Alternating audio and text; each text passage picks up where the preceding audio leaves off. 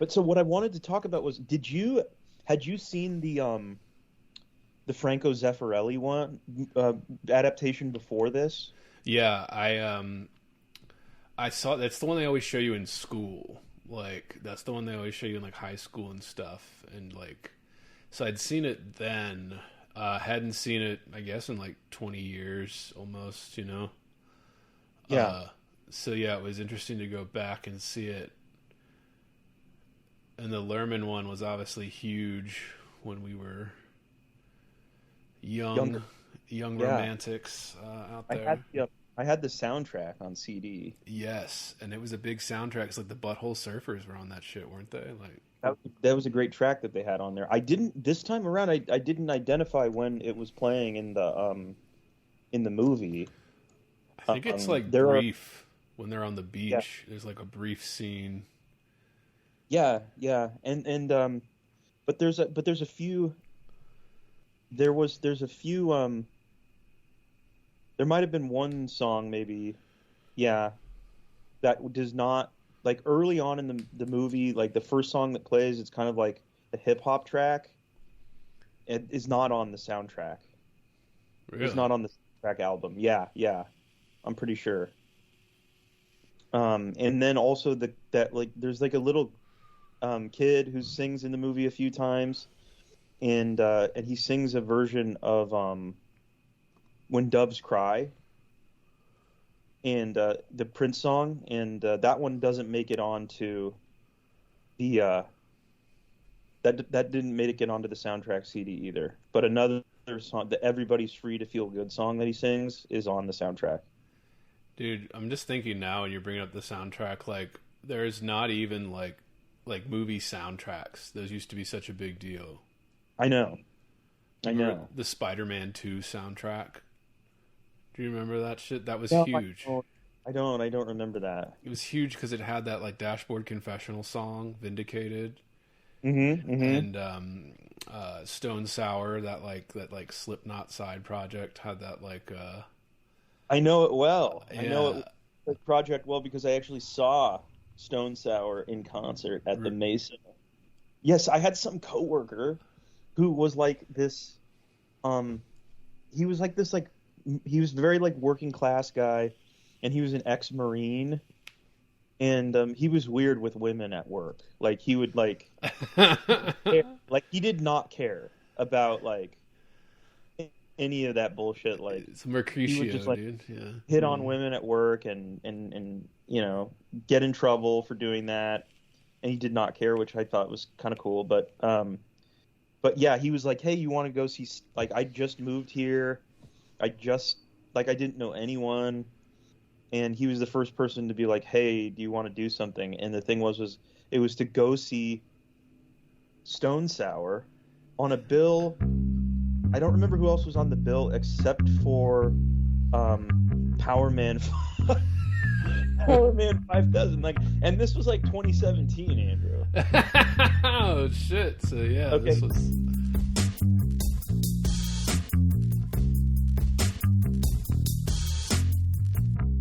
Heavy. Bored. Heavy. I am heavy. Bored. I may say that the male is entirely hostile. No! Resources. Life, friends, is boring. We must not say so. Yeah. And I was like, I'd never heard Stone Sour in my life. I mean, maybe I had and I didn't know it. I mean, had heard Power Man 5000. It had been about, you know, it'd been like 20 years or whatever, but I was like, sure, I'm down. And it ended up being a very weird night. Did you were you into Slipknot during the Hot Topic craze? When I was in, like, maybe seventh or eighth grade, like, I had heard Slipknot, and a friend of mine had their CD, and I thought it was really cool. Iowa or the Was Iowa their second album? yeah, it was like their second major studio album with like the goat, and it was kind of like holographic. Yeah. So I I think I actually was more familiar with the first one, but I also was like I was really into like certain like I was definitely into like hard rock radio from that era, but but I never got the CD myself or any of their albums myself, and also their aesthetic with like dressing up like kind of like I don't know, garbage man clowns. Oh yeah. It didn't appeal to my sensibilities because I was very much coming from like I'd already kind of fallen in love with like the aesthetic that was from like grunge in the Right. 90s, like more of like this like I don't know, like sensitive slacker rock guy in that like dressing like clowns. Even if I liked their music, it was a little bit alienating to me. And there were other bands that were doing that too at that time. Like there was this band Mudvayne. I don't know if you remember them. Oh yeah. Like they had Mudvayne. makeup. And, yeah. They would the Mudvayne, Mushroom Head, like all those kind of like Ozfest like Yeah. acts at the time. Yeah. It was like it's just strange because that was like a huge part of like the Hot Topic time and like the mall culture at that time. And Yes. speaking of which, yeah, this is another episode of Heavy Board, and we're talking with a mall expert. Speaking of malls, yeah, Brendan from Tales from the Mall. Excellent podcast, available wherever you get your podcasts. Brendan, tell people a little bit about Tales from the Mall. Like, what would they get with it? Your podcast, which I've been on, listeners, twice. Brendan and I. This is our third collaboration in the podcasting arts. Yeah. Well, the thing about so Tales from the Mall is just I mean it's like a very laid back talk show, I would say. A talk show that that I record over the phone, over like over the what would you even call what phone communication is anymore? Like over the cellular over and I don't know, I've been reflecting on this, but I mean, I think that it's mostly focused on like interviewing, people who are creative or who are creators. I mean, I've definitely interviewed some people who have no creative resume other than they're on Twitter or something like that, Yeah. And I mean, I've been interested in Twitter personalities, but historians, filmmakers, artists, writers, other podcasters, and to try and make it as relaxed and intimate as possible. And then I also do a little offshoot of Tales from the Mall that you can also, get on the Tales, on any Tales from the Mall feed. It's called After Hours, and it started out kind of focused on trying to, deal with film noir and crime fiction, but I'm kind of expanding that so that it can just kind of be about any kind of grouping or, of media, like we're doing today, talking about Shakespeare, talking about some movie adaptations. That's kind of the vibe of After Hours. But again, I'm not, just trying to be, it's trying to be laid back. And, yeah, that's what I'd say. Yeah, and again, yours truly is on there for a few of those After the Hours and the regular episodes, listeners. So you have to go give that a download, give that a like, give that a review. Those are very helpful. Well, you debuted on Tales from the Mall on the After Hours. Oh yeah. Reverse order then. That was fun. I mean that was a good time. Yeah, it was. And I felt like that was, that was like we were very free. We were very free to talk about whatever we wanted to, even though we had some we were talking about David Goodis's Shoot the Piano Player and Truffaut's movie of it. And we went in all kinds of different directions, and that was great. That was a legit hang. I think it's really going to hit them in the parasocial sweet spot. Yeah, dude, that's what we're going to do today too, dude.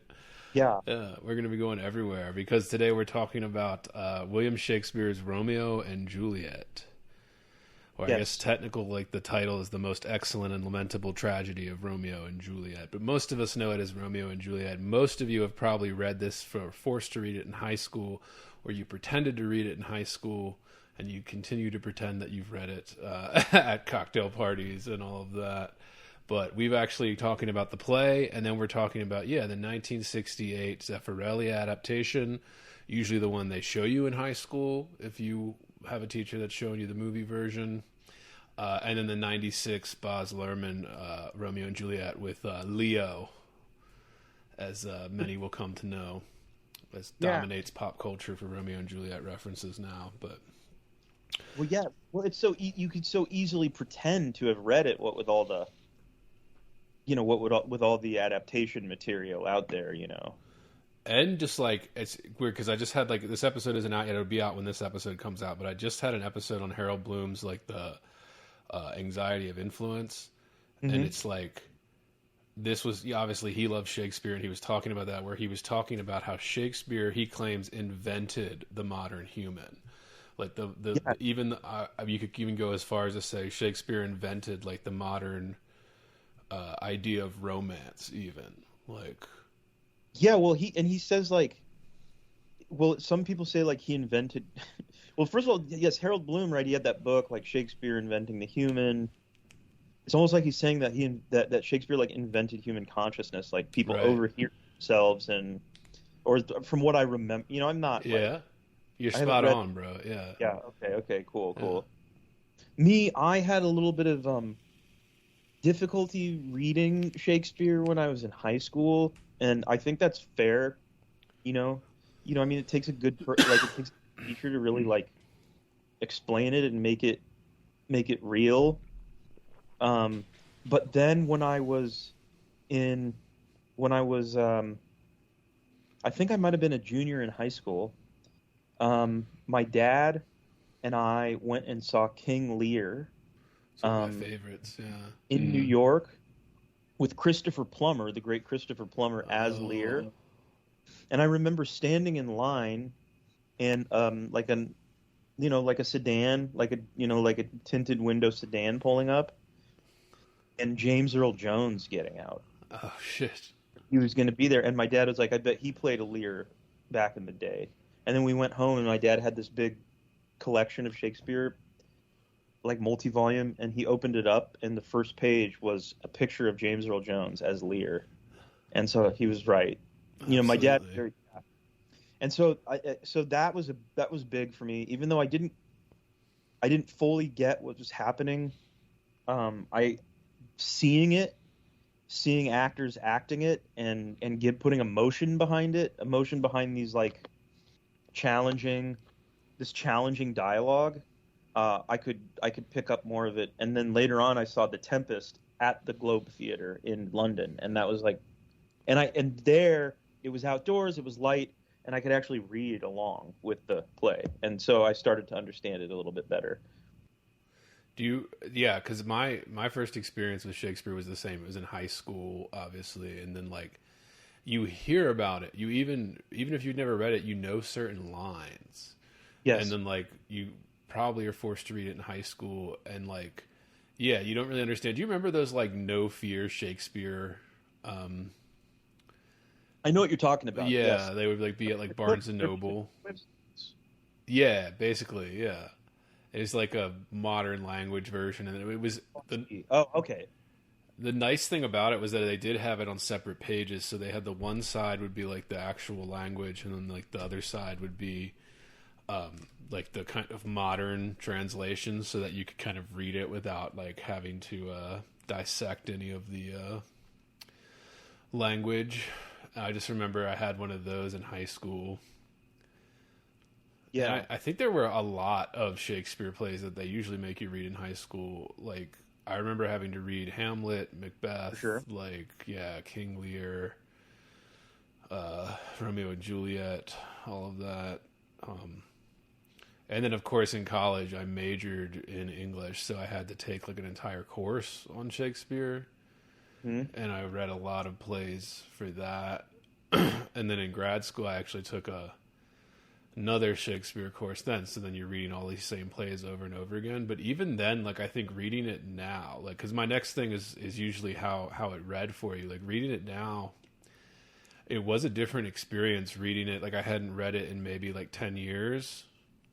And I was just like, man, this is one of those things that it just gets better every time you read it. Like, you understand more of it, you pick up on more of it, like, every single time you read it. And I have this, like, huge thing left over from undergrad and grad school, like the Norton Shakespeare collection. So it has, like, all of the plays and then all this critical writing and shit in it, too.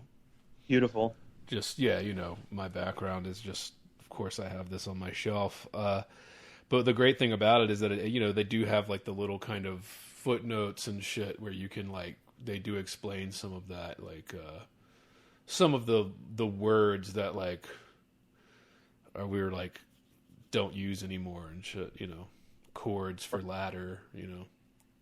Yeah, and that's, I mean, you almost need that, you know. Yeah, especially. Well, so how did it read for you this time in terms of, like, yeah, obviously something you had to read in school and all that, and you have background in studying this type of shit, you know?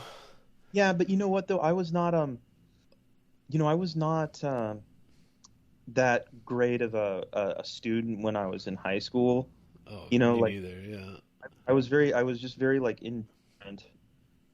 I was more interested in, like, I don't know, like, performance, I guess you could say, like, being funny, and I mean, and my teachers liked me and all that, but I remember reading it in high school in an English class, 9th grade, and I remember us watching a little, you know, like, watching segments of Zeffirelli, and then, like, us, like, begging our teacher at the time to, like, see, like, the nude scene that's in it. We begged her, and she did it. And that was really cool. But this time around, I mean, I realized that I missed so much, and I missed so much from even, like, watching the movies. Like, probably my first exposure to Shakespeare ever was the Luhrmann adaptation. But I think the thing that stands out to me is how much it is really about, and in reading it, I get, you know, it first of all, I mean, it was like, I understand, you know, I found it very easy to read and very good to read, and I was struck by how the rise and fall of it all, you know, like the humor and then the seriousness, you know, it just, like, comes in and out. And I mean, I don't know, you know, I guess we can kind of get into what I took away from it.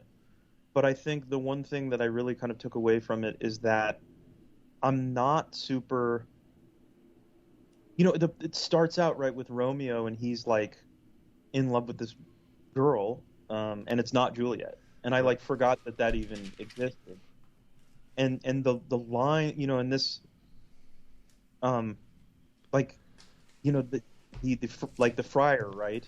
You know, he's, at first I was like, this guy, the friar, is gonna, you know, hook them up, even though they're just kind of like, he even observes, like, you know, how serious could this kid really be? Like, he was just desperately in love with this other girl, right? And now he's all of a sudden, like, super head over heels for her. But I think he sees in this potential to kind of heal the wounds of his society, of his community, and so that's kind of why he still encourages it anyway. But yeah, I didn't, and some of the, you know, this attitude towards the violence that these two families are engaged in, that I didn't remember that either, you know, and I didn't remember how wonderful kind of these side, you know, in many ways, you know, Romeo and Juliet are, like, the least of, and obviously there's young kids, you know, I think Juliet's, like, 13 years old. You know? She's supposed to be, like, 14, and I think Romeo's supposed to be, like, 17. I see. something see. like that. But I mean, those people, they're kind of the least of these people, you know, like of these characters. You know, when it gets down to it, it's kind of all about these side characters for me. You know, Tybalt, Mercutio, Benvolio, those characters. Yeah. And that really does, like, it drives most of the drama too, because the people that are upset are the ones that go into the fighting and all that. Like, Yeah. but yeah, I mean, this is often called like the greatest love story ever told, and it kind of follows that kind of up and down. Yeah, I mean, what I noticed right away, like reading it this time, is just like the poetry side of me, like the music in the verse is so excellent, and I want to get to this in the Lerman version in '96. I think they do a great job of like paying attention to that, like when like and we'll get into that later, but yeah, just like the first thing, like right away in the very first scene, you know, you have the kind of that classic kind of chorus stuff going back to the Greek tragedies, but just like penis jokes right away. Yes. Like the entire first scene is just like, yeah, Samson, Gregory kind of just talking about like having sex, like the maidenheads. Wall, right? The maidenheads. Yeah. Draw they tool. Yeah, exactly. Yeah, yeah. Gregory, tis well thou art not fish, if thou hast been poor John. And apparently it's about his penis being small. Oh dear. Yeah. Yeah, 'tis known I am a pretty piece of flesh. Apparently that's like talking about the penis, piece of flesh. Yeah. All that kind of shit. And Yeah. then the biting of the thumb. Right. The fucking insult. Yeah, that kind of like starts their kind of sparring at the beginning. You know, they engage in violence right away. Pretty much, they're kind of catapulted into this. And I guess you know, there's a line that I find rather interesting. I'm trying to find it here. And I'm curious what you think. And this is from early in the play. Let's see here. Oh yeah. I've got the text out. Oh yeah. Yeah. The quarrel is between our masters and us their men. And Samson says, "'Tis all one. I will show myself a tyrant. When I fought with the men, I will be civil with the maids. I will cut off their heads." I don't know. You know, when I heard that line, in Zeffirelli, he interprets it. If you recall, Gregory goes like, "The quarrel is between our masters," and then he kind of goes like, "and us, their men," and I just wonder, like, to what extent there's already like a commentary there about, I don't know, the difference between masters and their men, you know, and like how silly the quarrel really is, because I mean, do these men, you know, like, do they even really understand what the hell this is all about? Do they don't care? You know, it's just, I don't even know. I guess it's tribalism, you know, in a way. It's really, you know, and really what it is, it reminds me of, you know, and kind of how I would have drawn it up myself, just kind of like taking the Italian context. I would have, you know, kind of tried to play it off like it was some kind of like, you know, mafia scene. And I think the Lorman movie kind of gets at that a little bit, just a little bit, you know. Yeah, and I think gangsters, in terms of like the universal, like the thing that makes Shakespeare, as so many people would say, or as Bloom would say, is like the fact that it is this kind of senseless quarrel. Like that's really the reason. Like the men don't even really, like, what started the quarrel. We don't even really know what started the quarrel. It's never told to us in the story. And you don't really need to know because it is just kind of like legend lore. Like it's kind of like they don't even know why they have this blood feud that's been going on for years and years between the families. And even then, like there's that scene where like the Montague or the Capulet head of household or whatever, he's just called Capulet in the play. Right when they sneak into the party, and he's just kind of like, they're like, oh, like those are Montagues, and he's just like, oh well, let them be, you know, like tonight's a merry night, like we're not going to start quarrels, you know, even though they like snuck in and crashed the party, you know, it's like kind of pick and choose. It's like that's the very universal side of it, whereas like people get very tribal with that. And, you know, you make all kinds of comparisons to the world we see today. People get very tribal, and they don't even really remember or know why. It's just like, I guess, like a sense of duty to your, like, lord, I guess, in the case of the play, or, like, your overseers. Yeah. Well, I wonder, I mean, I thought that was very interesting, you know, when Capulet kind of like says like, hey, who cares, like, right, you know, that Romeo is here, you know, let's not worry about it, you know, right now, or, you know, we're having a party, you know. And he says because, you know, Tybalt, who you know, I'll forever think of John Leguizamo. Oh yeah. He says, you know, Uncle, this is a Montague, our foe, a villain that has hither come in spite to scorn at our solemnity this night. Which, that's not really, by the way, I think Romeo's motive at all. Yeah. And, you know, they underestimate. I don't know. I don't want to go down this road too far, but they underestimate the power of love.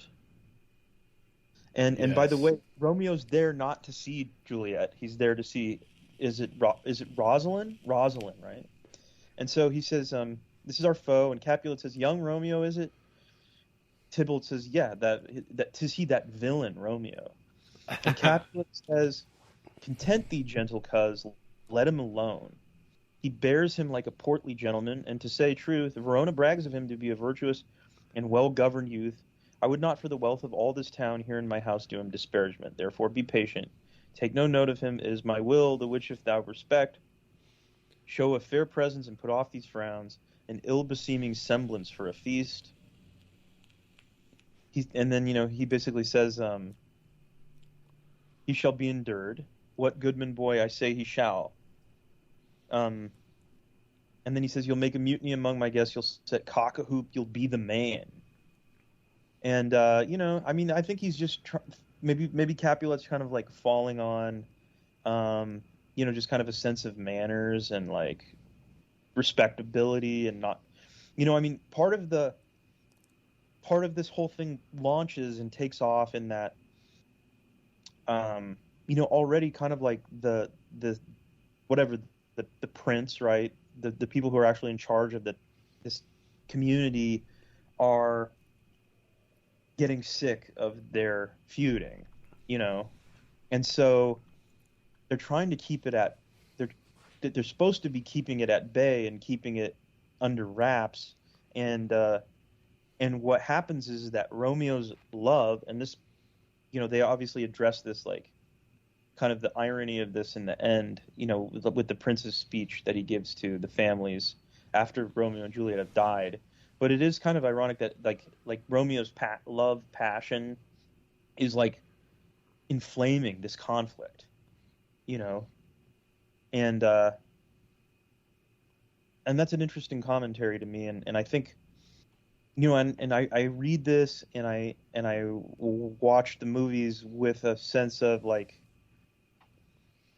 I understand what, you know, like Romeo and Juliet are going through, but I also kind of feel like it is a little bit cautionary about like this just like incredibly hot, passionate, kind of like youthful love affair. You know, because these kids don't even know each other. Yeah. Andrew.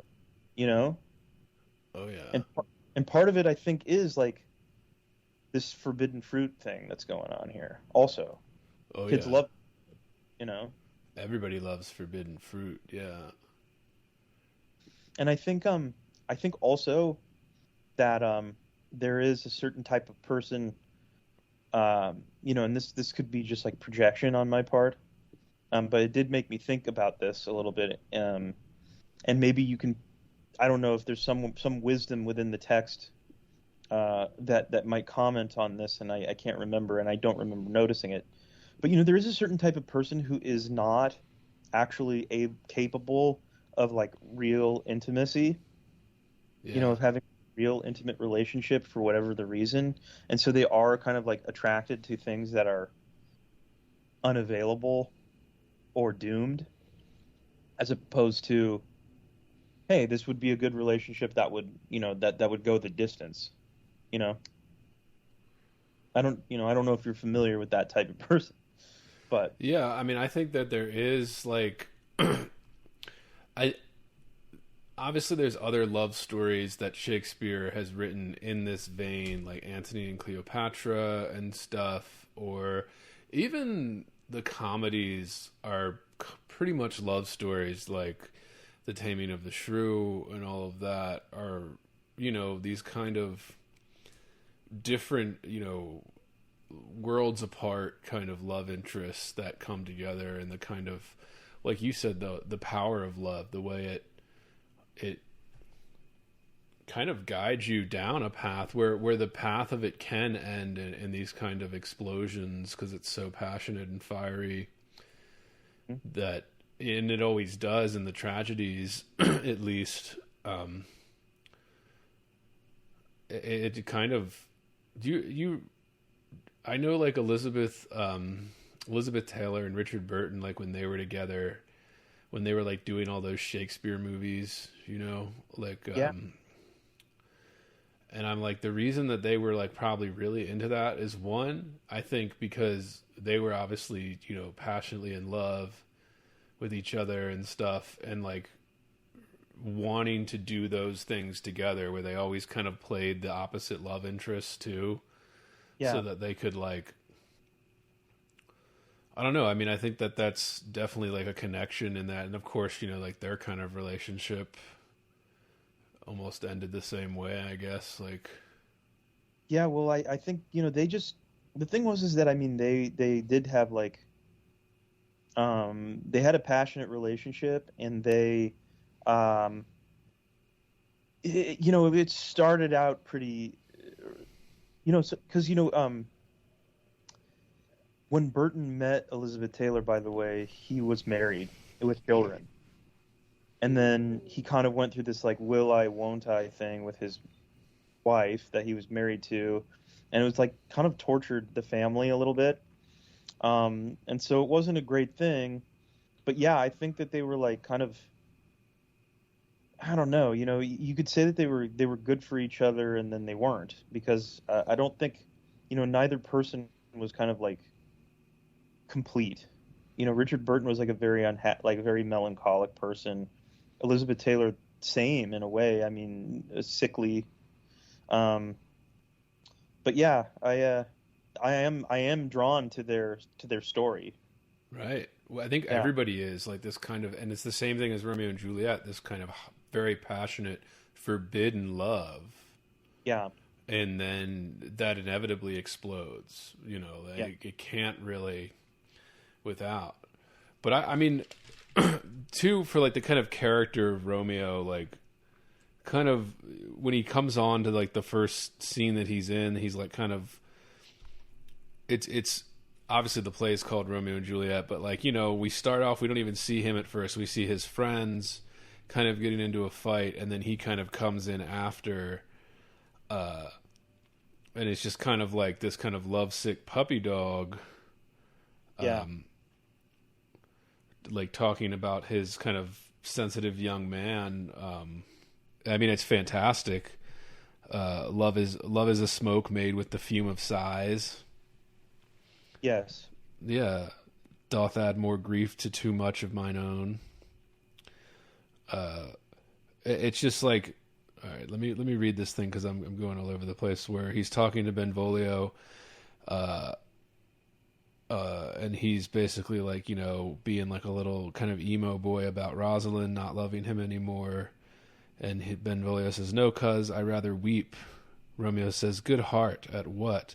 At thy good heart's oppression." He says, "Why, such is love's transgression. Griefs of mine own lie heavy in my breast, which thou wilt propagate to have it pressed.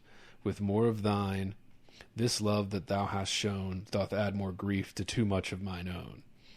And just kind of, yeah, being purged, this kind of...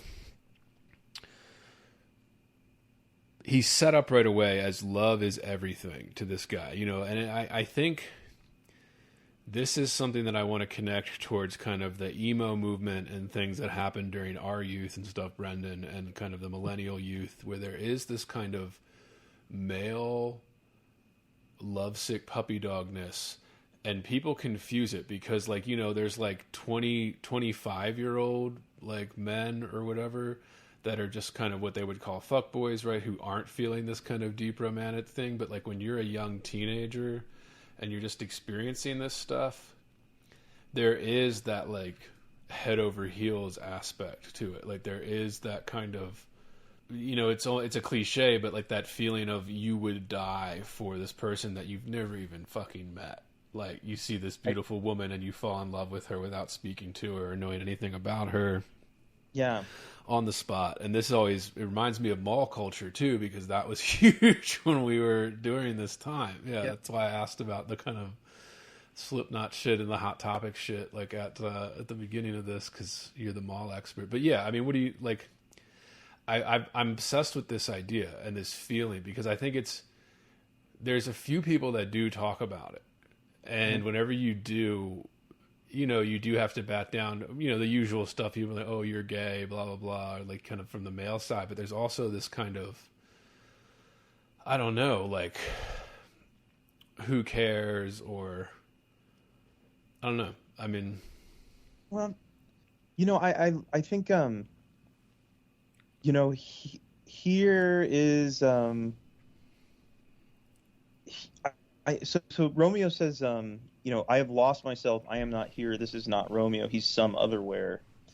And I think there is a certain, you know, way of handling being like an adolescent, you know, because the thing is that when you're an adolescent male,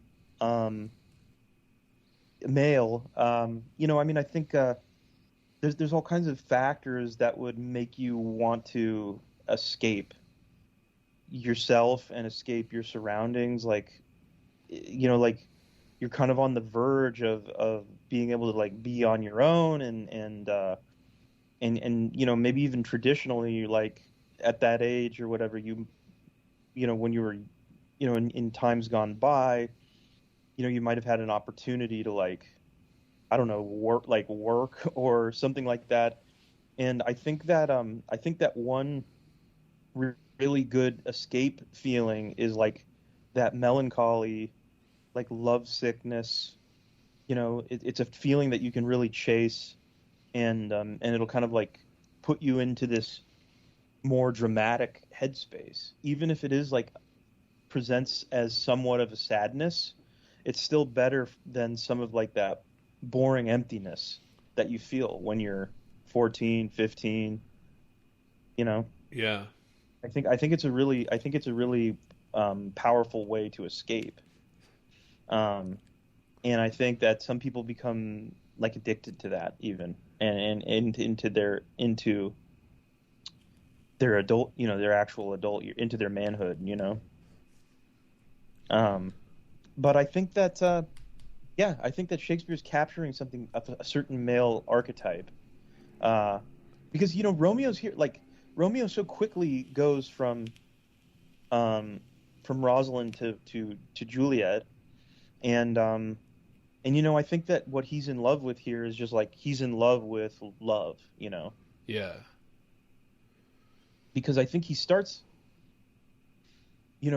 talking about, you know, love first, not this. He's not talking about a person. He's not describing a person first. He's describing his feeling, and I think that's kind of like he's trying. He loves that experience, and I don't know. I mean, just also add on to the fact that he's in this family. They're in kind of like a civil war. I mean, what a powerful way to escape his surroundings. Yeah, and I like the archetype as well. That kind of like one, because I think it's an archetype that is always been prominent. But yeah, this idea of love as not as like a drug, but as like an idea that feeling of being in love, like when you're first meeting someone. I mean, it is kind of hard to beat, I guess. It's almost euphoric, like that kind of, and Romeo chasing that, describing Rosalind, and then like he forgets all about Rosalind the second he sees Juliet.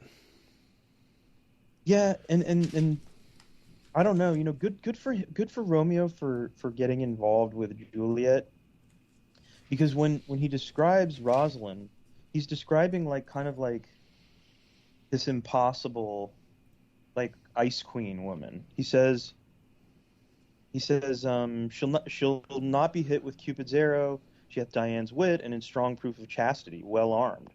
From love's weak childish bow she lives uncharmed. She will not stay the siege of loving terms, nor bide the encounter of assailing eyes, nor ope her lap to saint seducing gold. Oh, she is rich in beauty, only poor that when she dies, with beauty dies her store. He's saying she's gonna live chaste and not have kids. She hath in that sparing makes huge waste for beauty starved with her severity. So she's a beautiful woman, also severe. For beauty starved with her severity cuts beauty off from all posterity. She is too fair, too wise, wisely too fair, to merit bliss by making me despair. She hath forsworn to love, and in that vow do I live dead that live to tell it now. I mean, I've known this woman, by the way. And there is something attractive about it, but I don't know what makes him. Yeah, I mean, the sting of rejection. Yeah. From that. Yeah, it's always interesting too compared to his friends. Like all his friends are just kind of goofing off, like kind of dicking around, partying or whatever, and then like he's just kind of like roaming around lovesick, like looking for somebody to like fall deeply in love with next. Like he's that kind of. Yeah. Well, the thing I observed, and this is something that I actually that the insight kind of came to me in watching the Lorman version, is especially with the Montague guys, the way it starts. The way the film basically starts with the Montagues, and it's Jamie Kennedy is one of them. Oh yeah, right. Jamie Kennedy is one of them, and one of them's Dash Mihak, and they're very silly, and like they're like really silly. They're like, like they're like kind of comic figures, even like Three Stooges types, Yeah. And they really love goofing off and being just kind of like a menace to society. And Romeo's seriousness of purpose is in contrast to that. And I was like, these guys aren't interested in the things that Romeo's interested in. But I also think that it speaks to the way that so many of like I like to be funny and make jokes, but I was also like a very serious young man. I took myself seriously, and I took my love seriously too. Right. But I think that there is like something to be said about men keeping that to them. Like I think a lot of men like are vulnerable to romance or to a woman or whatever, or to love, but they just keep it to themselves, and they put on this other, they play act this other side. And I saw that really cropping up very strongly with the Montagues, particularly in the way that it's portrayed in the Luhrmann film. Yeah, and what would you? I mean, I don't know. What would you call that? Like, would you say that that's a maturity, or in men as they learn to not follow like the Romeo lovesick, don't follow every path down there? Yeah, I mean, I don't know. I mean, it seems to me like I don't know. I don't know what advice would you give your son? You know, what Right. advice would you give your son? Like I would say, hey, look, I would say to my son, I would say to him like, well, Romeo has an obsession. Right. He's got an obsessive personality. And that comes from somewhere. And I don't know if it comes from somewhere like completely healthy. I think there is kind of like this healthy. I mean, is he younger than these guys? But it does seem like they're more interested in like going around town and like fighting swords and stuff like that. Yeah, like none of them mention their love interests or like anything like that when they're talking. And in fact, like when they are talking, they're kind of not discouraging him, but being like kind of almost making fun of him, like Yeah. basically saying, "Oh yeah, dude, like you're thinking with your dick. Actually, like you're acting like you're all romantic. Like yeah, you just want to put it in her maidenhead." Yeah. Yeah. I guess Mercutio gets a little bit more sensitive, but he's also like the comic guy too. Yeah. Right. Exactly. And they really, I think the guy that plays Mercutio in the Zeffirelli one is really good. He really captures that.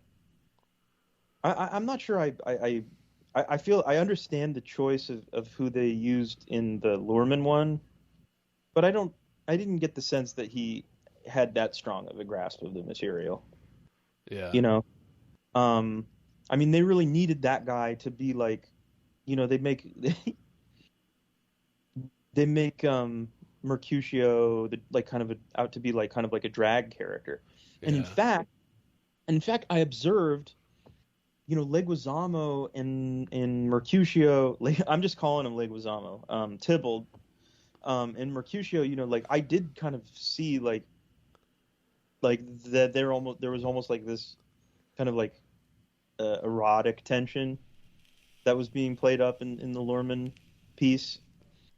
Lerman makes Yeah. some strange decisions. Yeah. With one, I think is Mercutio's death in that one. I thought he made kind of at least when it was happening compared to the Zeffirelli version, like, because he has that kind of monologue he's going on and kind of he's joking, but also he's dying. Right. That Zeffirelli kind of captured pretty well, that actor. And then like in the Lerman version, I was thinking like, I don't know if they're I don't know, strange decision. There's another one too that I think Lerman dropped the ball on for iconic kind of scenes. But yeah, under love's heavy burden do I sink. Like that line alone, like Romeo, under love's heavy burden do I sink. And I like the description of that. Love's heavy burden. What do you think of that? Like, or just like the burden of love in general? Because, I don't know. It's like, is he destined to? I mean, is this just kind of like, is he just like acting out? It seems to me to be more about like, I don't know, his fate as a person, and that like his psychological trait to be so obsessed with this thing.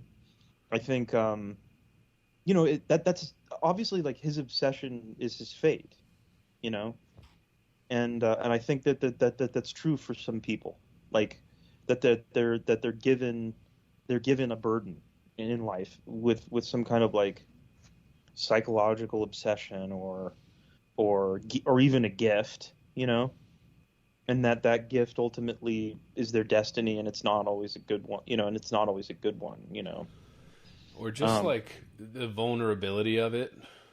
Yes. The kind of, because it is kind of a heavy feeling, like Yeah. when you are in that stage of love, and this is love at first sight too, which is the most romantic version of this. Yeah. Like it is kind of a heavy feeling in your chest, and then to be carrying that around, and he kind of describes himself sinking under it too, almost like you're drowning in it, or obviously foreshadow the death, you're drowning in this love, you're, despite it feeling good, you're still, you can easily slip under the current, and be pulled under. Yeah. Well, I wonder if, I mean, and to me, I kind of like, they're trying to get, with that, they're trying to get Romeo to like participate in their reverie, Right. And he's saying, like, that he has a soul of lead.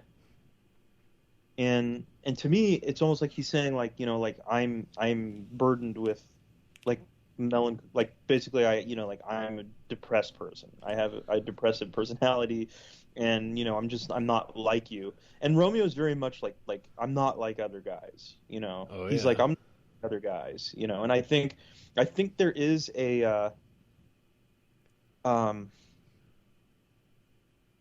that's part of this kind of type of personality, and being so like oh, I'm so like I love so deeply and am so romantic, and it's like I'm not like other men.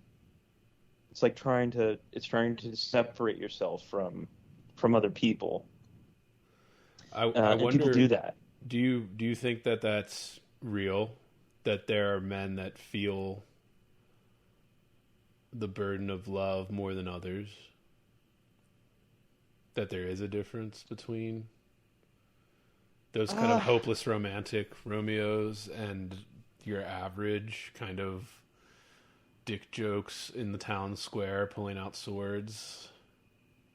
Well, I think maybe it's possible that maybe there's a certain aspect to it that young like young boys at a certain, like, they're not as comfortable around, like, with their peers and with being male. Like, I'm not saying like that they're like I'm not making like I'm not saying like there's I'm not trying to do like queer theory here at all. Yeah. But I'm just saying that I think like there are certain boys that are like uncomfortable with masculinity. Maybe they have a father they don't want to be like, or something like that. Or maybe so they love harder than others. And Yeah, you were I mean, saying kind of like personality. Yeah. I'm just thinking of it. Yeah, like. But my point, Andrew, would be that it comes from somewhere. That it comes from somewhere, and I don't know if it has to do with. I tend to think it has to do with like early family dynamics or something like that. Like I was really I was interested in separating myself from my male peers, and I've always been drawn to women and romance, and obsessive romance, Yeah. and and I do think that there are just, and so I guess to answer your question, right? Yes, there are men that are more inclined that way than others. It's not an act. And my question would just be like, well, where does it come from? But that kind of emo sad boy. Yeah, where does that come from? That's yeah. I don't have no idea, but I mean, I do. I'm only asking this, and yeah, I'm not, thinking we're going to get any definitive answers, but it just like, I am fascinated by this idea of, am I the only one that's feeling this, out of like whatever your little group of friends or whatever, when you're that age, kind of, don't you understand, kind of like, there was always that kind of element to what I would get out of something, even something, let's not even say like love or relationship, like a work of art or something. Like I tend to romanticize things. I tend to romanticize relationships and, romanticize a love story or something. I don't know. I mean, maybe there is just something, like you said, maybe it's some type of either genetic or maybe some type of upbringing thing that's instilled in you toward this more kind of sensitive proclivities, like these kind of a heightened sense of I don't know, those sorts of feelings, or I mean, well, I don't know. Yeah. I certainly don't want to discount that there are people who are on different wavelengths, and have different intelligences and things like that. I wonder that it's like this, like being a romantic, I think is like, like kind of like wanting to invest, give some drama and some gravitas to whatever it is that you're, like to your life and to life in general. And I think that for some people, like they're very like, like there's some very grounded people, I think, who are very like comfortable and, like just kind of day-to-day life or in their, and like whatever their path, it's kind of enough for them on an emotional level, And I think there's some people who do have like a little bit more need to get, like to seek a higher emotional register outside of themselves, And I see that with Romeo for sure. Yeah. I see him like trying to like, and this is the beauty of Shakespeare, where it's like so much of it I feel that I get out of Shakespeare, and that's why I love The Tempest. I would say that's my favorite play. It's like his question is kind of like, well, where does drama come from? Where does drama come from? And I think, the answer is kind of like, well, it comes from the dramatist. And in this case, Romeo is kind of like the dramatist of his world, and that proves to be kind of in both his romanticizing his surroundings and his experience and the experience of others, but also in so doing and making this and putting all this into motion, real drama comes from it. A conflict, a love story, but also, some tragedy, and it's all kind of he's engineering it from his very heart. He's like making it all happen from his very heart. Yeah. And I don't know what I'm saying. I don't know what that means exactly, but I do feel like that is I find that to be kind of a common theme of when I read Shakespeare. And I'm seeing that with Romeo. Like he's the author. He's the author of these events by being so sensitive, and he's engineering them just purely from his I guess you just call it kind of his artistic temperament.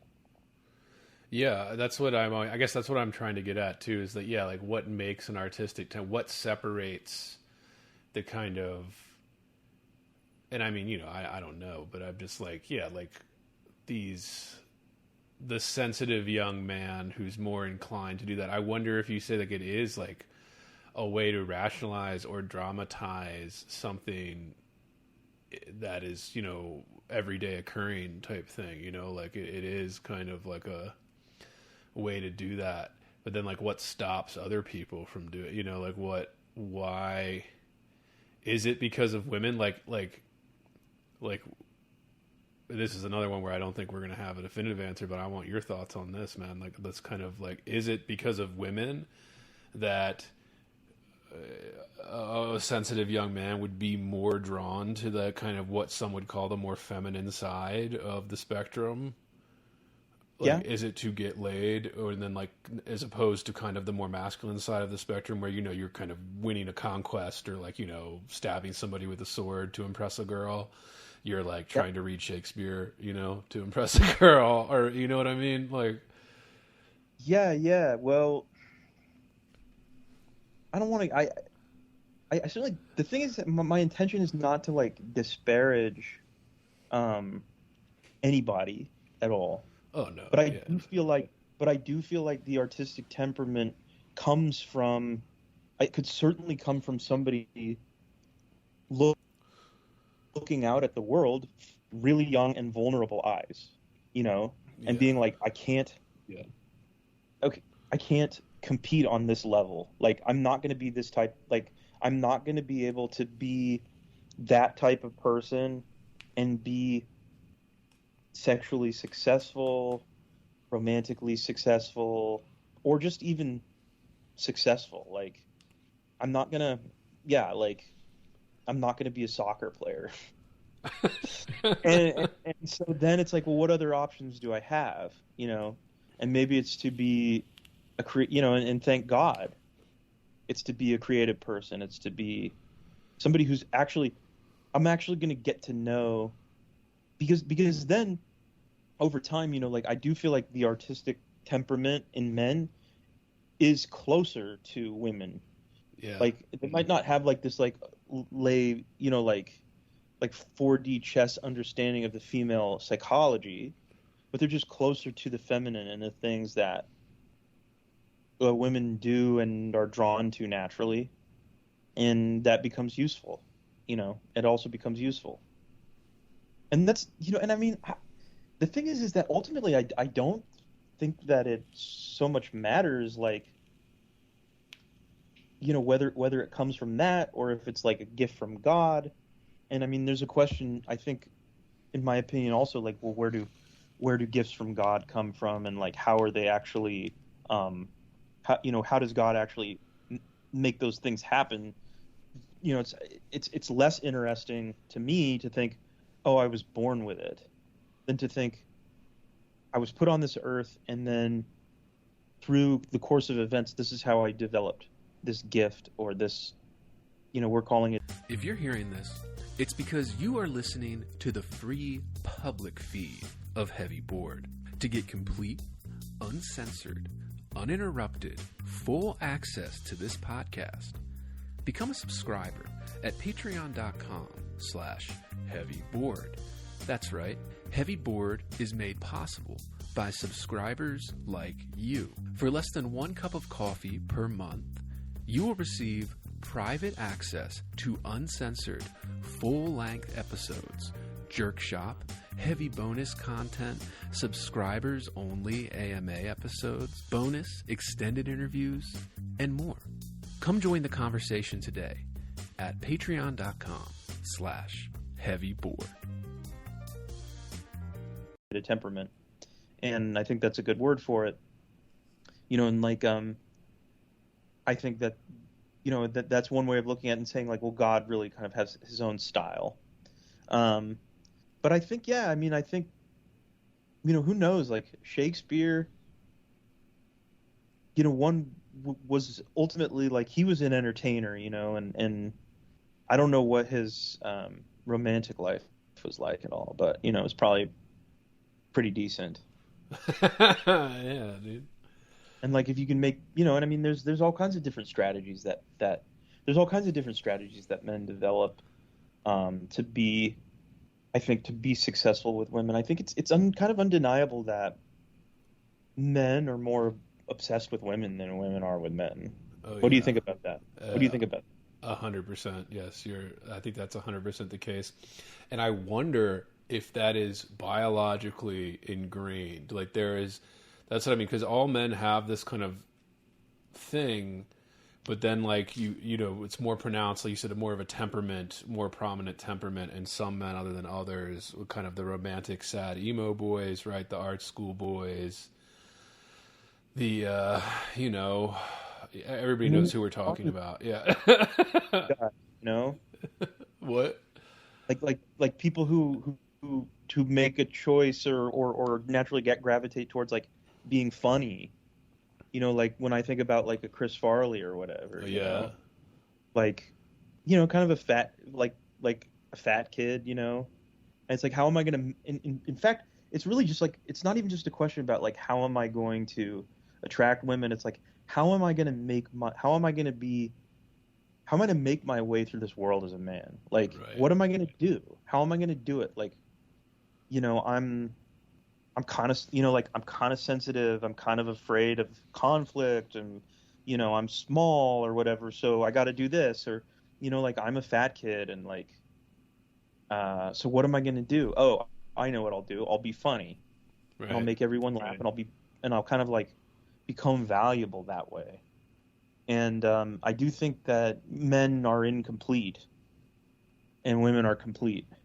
You know, that's kind of how I look at it. Yeah. They're born complete, you know. They have everything they need. And they have everything they need, and that's enough for them to be taken care of, essentially. And then for a man, it's a little bit tougher. It's like, and don't get me wrong, like, women are very vulnerable. Women are very vulnerable, you know, and in a way that men are not. But a man has to kind of be like, what am I going to do? How am I going to make my way through this world? How am I going to be valuable? How am I going to prove myself? And I do think that I think that some men take a look at their like inherent resources and some of the things that maybe they're attracted to, and where that comes from, I don't know. And they say, okay, that's what I'm going to do. That's how I'm going to make my way through this world. Yeah. And I mean, you know, in Romeo, he's kind of surrounded by violence and violent men, and he chooses love and peace, and he becomes almost, you know, in the Friar, I think, kind of sees in him an instrument of peace. Yeah. But what ends up happening is unfortunate, very unfortunate. Yeah, and there's even that line, I think, when he's talking to somebody, right? He's like, peace, cousin, peace. Yeah. Romeo is almost like the peacemaker, and even Mercutio's death, he's like the one that's trying to break it up and then causes the death, etc. But yeah, I do want to touch on the first time he sees Juliet, because this is one of the most romantic parts. I think this, and like, you know, and the balcony scene, and that is, you know, the bread and butter of the hopeless romantic emo boy, you know. Where this is Act 1, Scene 5, kind of, they're at the party.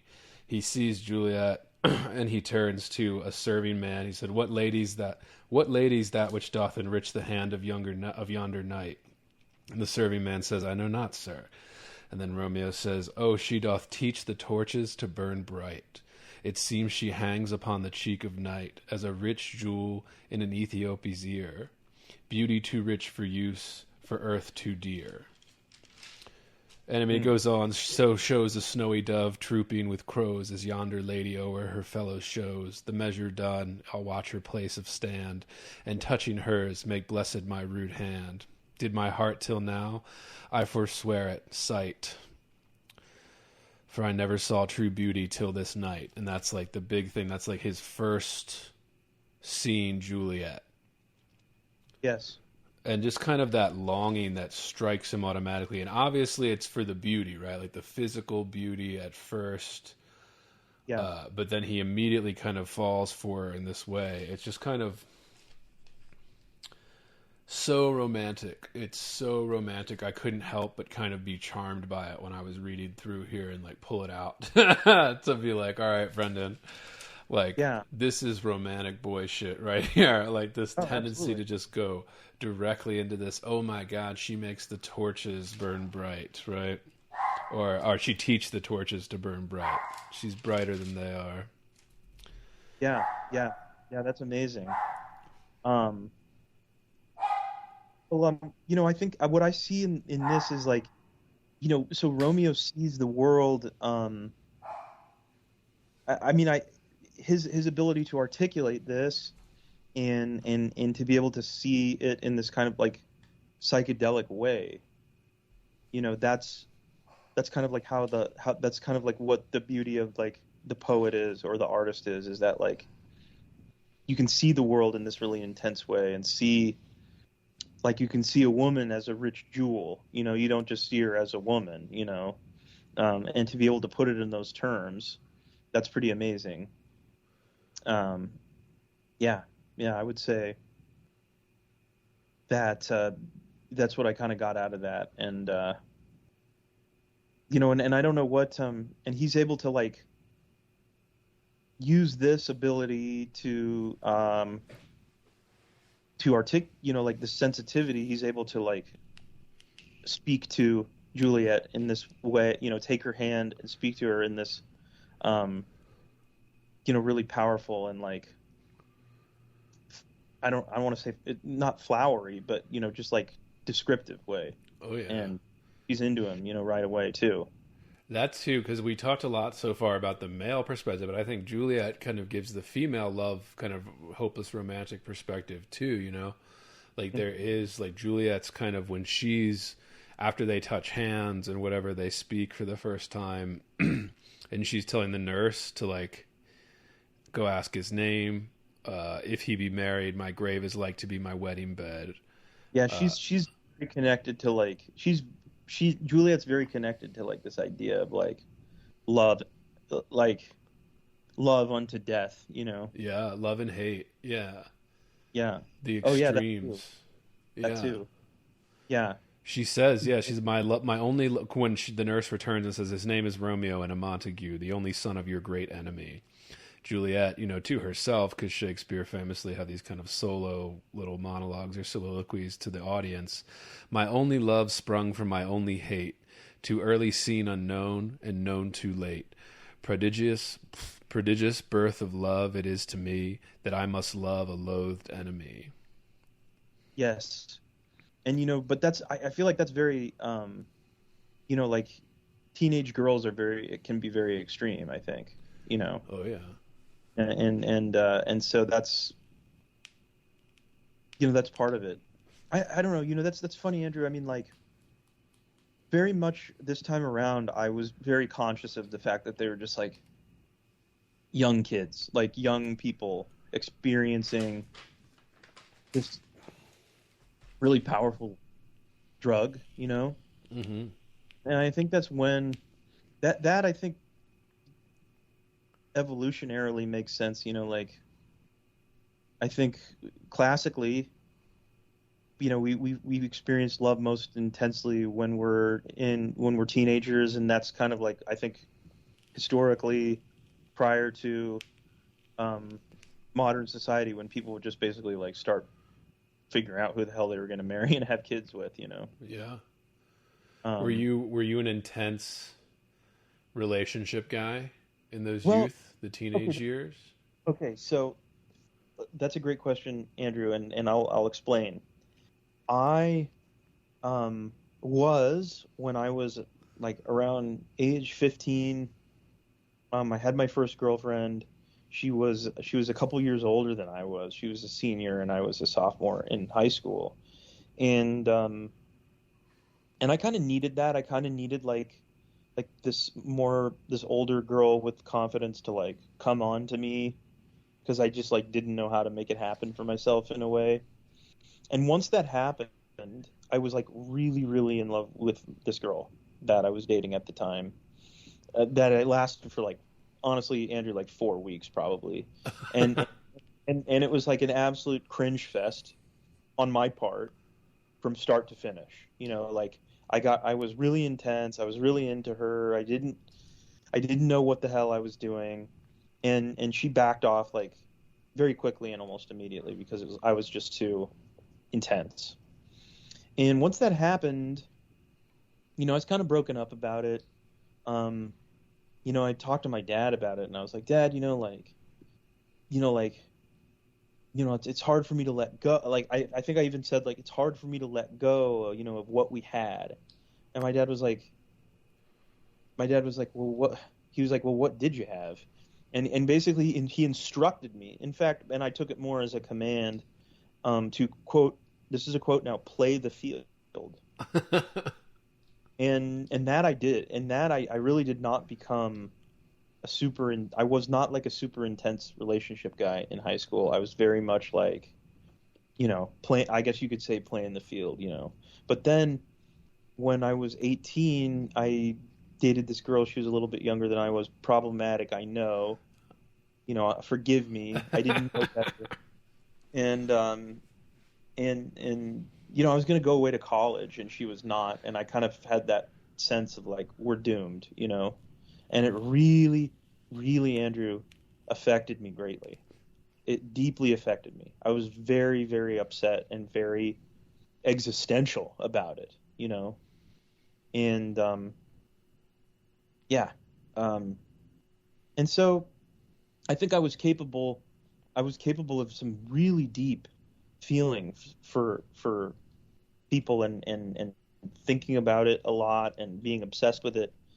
My dad was able to intervene during and keep me away from that during like the meat of my high school years, which was probably for the better, because I was able to focus on other things.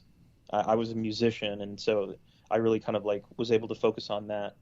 But yeah, I think naturally I was very romantic and very deep into whoever I was into for whatever the reason. Oh yeah. And I don't know. What about you? I'd be interested here. Well, for me, I got into a relationship kind of like 8th grade. Nice.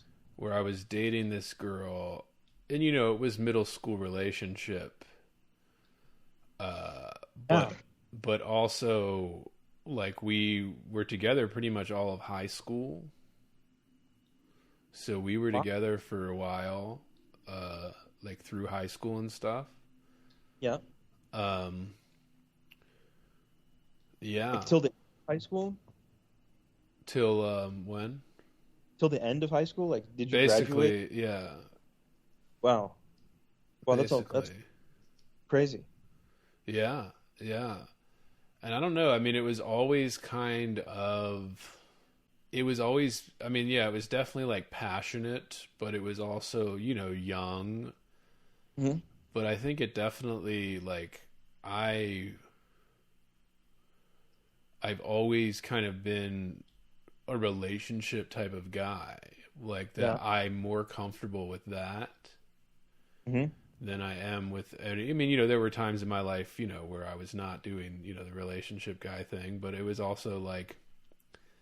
I don't know. It just always felt I like that more. I like, I'm the type of person that I don't like surface level. Fine, I'll do small talk with a stranger or something, but I like to get to it. Like, kind of, okay, we can talk about the weather and all that kind of shit, but like, what I want to talk about is, this type of shit. Like, I like deep connections. Like, I get a lot of meaning out of that, and not just romantic either, but with friends and all of that, kind of the friend level and stuff like that. I like intimate relationships.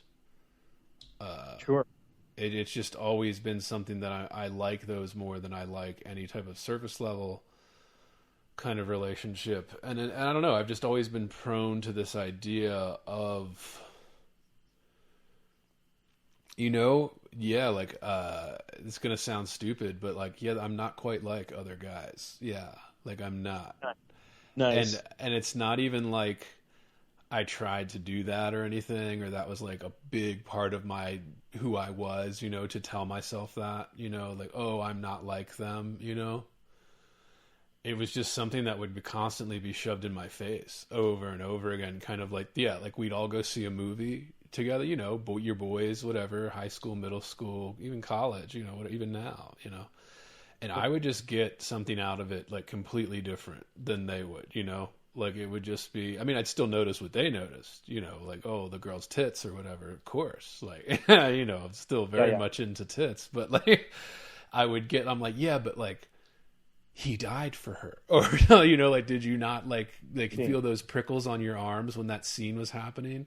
And most of them didn't. No, they didn't feel those prickles on their arms when that scene was happening. So that, I mean, that's why I asked you earlier, just because something I always think about, where just kind of, and I will say, you know, no, not like that. Like, not that, like, I've never dated anyone that was like obsessed with me or something after a breakup or anything like that.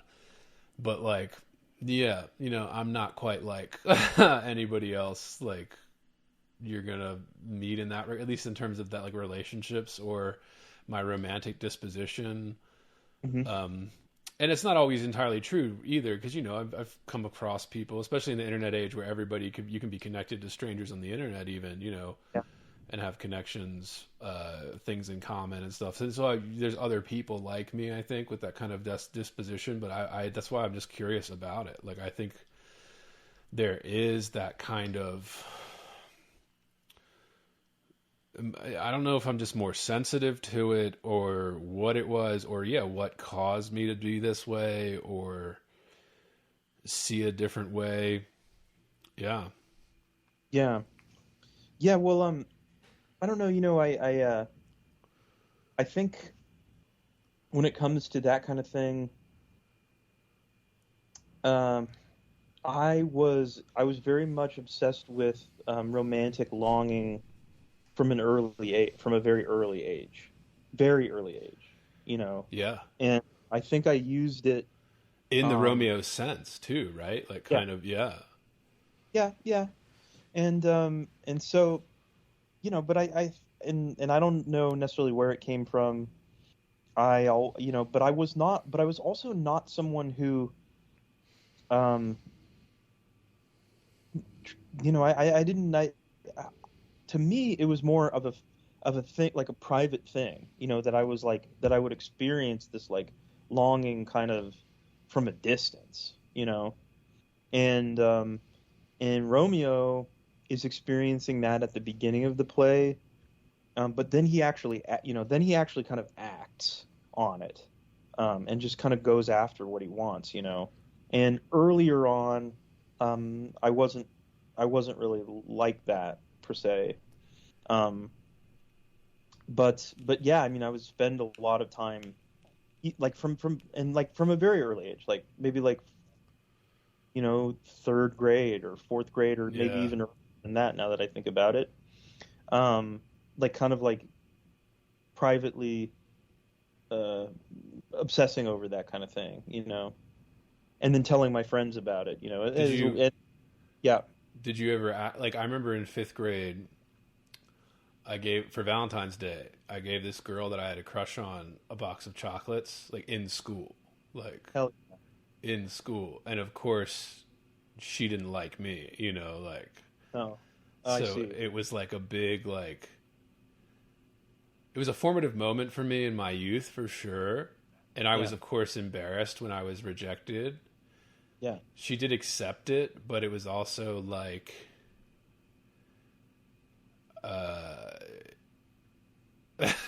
in my youth, like when you're doing that, with the kind of, she was not into me, right? So it was an embarrassing moment for sure when I was a little, like, 9-10-year-old, being like, I'm Romeo and in love with this this woman, or this young girl at the time when I was a young man. Yeah. Okay. Now that you mention it, when I was in 4th grade, right, there like, was you would do, like, they would make you make those little Valentine bags in school and shit, you know? Yeah. And you'd give each other Valentines. I took a lot of pride in that. You know, like, and I would give special ones to the girls I liked, you know? Oh, yeah. Well, you know, I don't know. Here's just one memory I have. 4th grade, so this would have been like 96 maybe.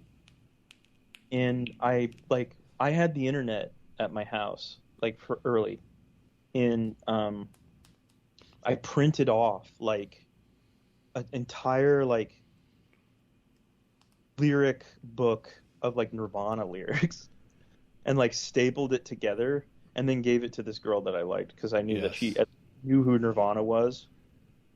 And she was like very public about like it being weird and not being into me, but then she would also talk to me on the phone outside of school. And that was my first experience of like kind of like a girl playing on my phone a little bit, you know, and like accepting my attention but not agreeing to be my girlfriend. Were you a mixtape guy? Were you handing out mixed CDs, burned CDs in middle school and stuff? I did that. And same thing with lyrics. You said printed lyrics. I gave a girl in like 6th grade like a CD I burned for her with like printed out lyrics to accompany that. Like, Nice. like stapled together like that. Those romantic boys, dude. That's what I mean. Like, were you the only boy doing that? And you're Seemingly. Yeah, exactly. Right. So was I. Okay. So I will say this: I was the most romantic boy in school for the time. Yes. For the longest time. For me, it was always, like always, in almost every situation, I would find myself being like, "You guys don't, nobody else is all right." Yeah.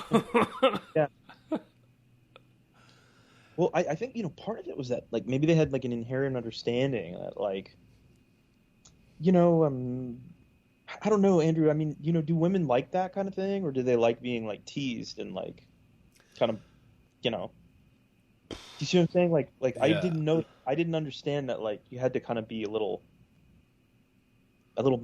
like, playful and mean, maybe, and that would have been better. I wasn't like that at all. I wouldn't have liked, like, it wouldn't have been something that I would have been really drawn to doing, really. Well, it depends, too. I think at that age, I think they definitely like the attention, and they definitely like the gesture. When you were a musician, you write a song for a girl or play it to her, or, like, even if you're just hanging out at a house party or something, you start, like, performing whatever. I think they like that. But I think there's also different times in your life as well. So when somebody in middle school, they probably just are flattered by the attention, even if they're not attracted to you or anything. Yeah. They like that. But I remember, what was that dumb Gerard Butler movie or something, the Ugly Truth? Do you know what I'm talking about? It's like a rom-com, like in the early 2000s, where he plays this kind of raunchy radio host guy that, like, helps men, like, fuck women, like, kind of, and he falls in love with this little feminist girl, and that's the plot. Katherine Heigl, I think, plays the feminist girl who was smoking hot, especially in that movie. She was like her peak of her career.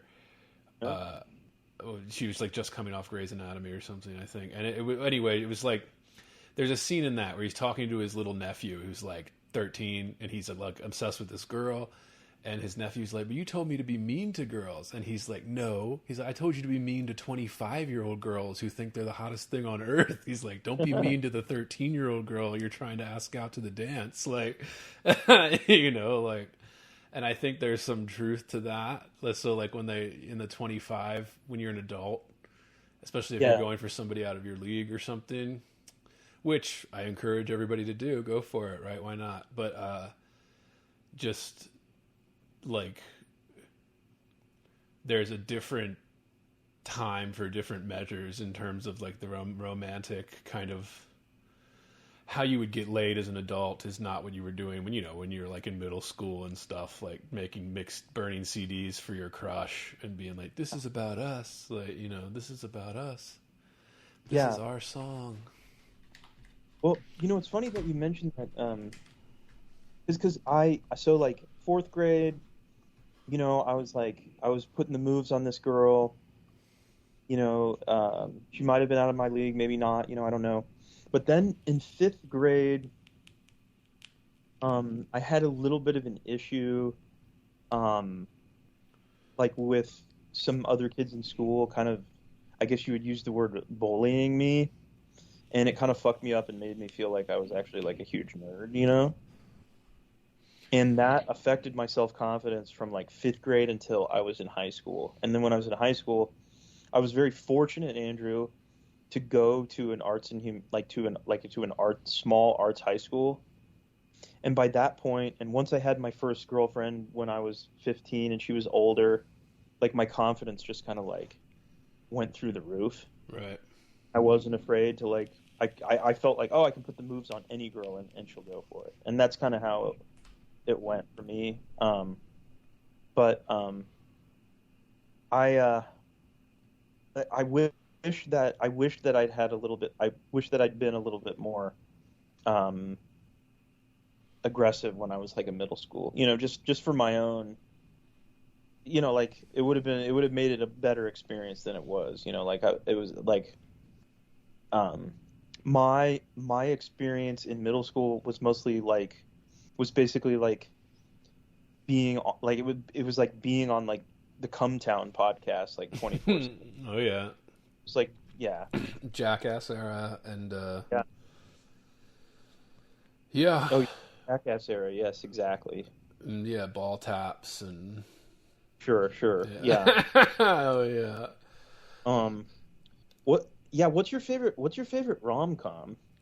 Ooh, I have a couple, and I have a couple that make me very teary-eyed, like Yeah, sure. The Notebook is one, that's for sure. I like what? Oh, interesting. I have not. I don't think I've not seen The Notebook, but I've heard people describe it to me. And the memes and all that. Yeah,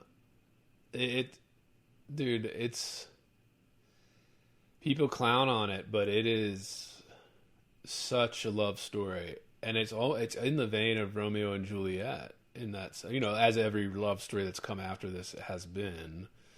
And really, when I was in grad school, I took a great course called Shakespeare Sources, where we're talking about the source material, the stories that came before Shakespeare's stories, where he had some, there were definitely stories like this that Shakespeare was taking from, and making them better. Like when you read them back to back, Shakespeare's were just better than the other ones. That's why he's remembered and they aren't. Yeah, because his were just better. But, yeah, there was a lot of that. There was a lot of kind of, I don't know. Yeah. Have you ever seen You've Got Mail? Yeah, I have, but a long time ago when it came out with Tom Hanks, and it's very much like When Harry Met Sally a little bit, right? Well, it's it's like it's about these people who are like enemies in like basically like business rivals in a sense in real life. Like Tom Hanks is like he owns like he's like the CEO of like a Barnes and Noble style corporate bookstore, and Meg Ryan is the owner of like a local bookstore. And they started chatting right online, and but they don't know that it's them. Yeah, but they're also both in relationships at the time, which I don't know how I feel about that. But then again, they're not married, but they are kind of like emotionally cheating on their partners online, and then they kind of find out over the course of the movie, that it's that that they're that because they also are, even though they're rivals and enemies in real life, they also start to fall for each other in real life as well. Right. And so by the time that they are, the rubber's going to meet the road and they're going to meet each other from the internet, they're kind of hoping that it's going to be them. And it's a sweet story, Dude, it's a sweet. I love those types of things, and I like it. I get immense pleasure out of being moved to tears by a love story. Any story, any tragedy, but love stories in particular, that chill that comes over you when you're witnessing something that's well done, and you're like, whether it be in the play like this, if you had a great cast doing it perfectly. And then if, in a movie or something like that, like I said, The Notebook, there's certain scenes, It's a Wonderful Life, like there are scenes in that where I am just, and it's every single time I watch it, I can't not cry watching it. And it's like, I don't know why that is. I mean, I do know why it is. It's because I'm overwhelmed by like what's being portrayed in front of me, Yeah. And I just, and it's always those very passionate scenes that, I've talked about this on the podcast before, but I mean, yeah, It's a Wonderful Life's the great example of it, where I think you know, Jimmy Stewart in that movie he's trying to fight his romantic sensibilities. That's part of the plot, at least in the beginning, right? Where he's trying to go be an adventurer. He's trying to go leave town and go on an adventure, right? And be his own man. And he keeps getting sucked back in. And that scene when his buddy's calling him and telling him to invest in the plastics factory, and they're getting closer and closer together on screen. And they're like all each have the phone. They're like both listening into the phone, so they're getting closer and closer to one another. And you know, he's like, "You tell him that's a chance of a lifetime." And she kind of looks at him and is like, "He says it's the chance of a lifetime." And they just drop the phone. And he grabs her. He's like, "Now you listen to me. You understand?" He's like, "I don't want any plastics, and I don't want any ground floors, and I'm leaving tomorrow. You understand? I'm never getting married ever." And then they just start like kissing each other. Like, even just thinking about it now, like, I get that kind of chill, like, over me, like, the kind of, like, goose pimples come through. And I don't know why, I've just always been attuned to a scene like that, to a passionate exchange like that, to feelings like that, whether in art or real life or anything like it, you know? Like, there's just immense... I don't know why, man. I don't know why, but I've just always been more sensitive to it than almost anyone I've met. And it's not like I've met everybody in the world, listeners, so it's not like I'm trying to say, oh, I'm this special little boy. But you know, it's just... Well, it's good to be in touch with feelings like that. I'm moved by, I don't know, you know, like, I don't know, sports movies move me quite a bit. Yeah, they move me quite a bit. Rudy? And, what's that? Rudy? Yeah, Rudy, exactly. Something Remember like that. the Titans was big when we were kids? Yeah. That's not as much as like a tragic, but there's some, But Rudy, kind of the death. Yeah. But I mean, but also like the triumph of like the underdog is always like, really kind of moves me. You know, speaking of It's a Wonderful Life, I had Frank Capra's biographer on my show. Right, I saw that. Yeah. Right, and he told he had an interesting story about writing Frank Capra's biography, but you know, Anyway, I don't want to get into it, but apparently, like, you know, Frank Capra was, you know, like they kind of thought of him as like this like kind of populist, everyman filmmaker, but he was actually like a very like conservative capitalist man who also was an informant during the Red Scare, like was like ratting out people for being communists. Yeah.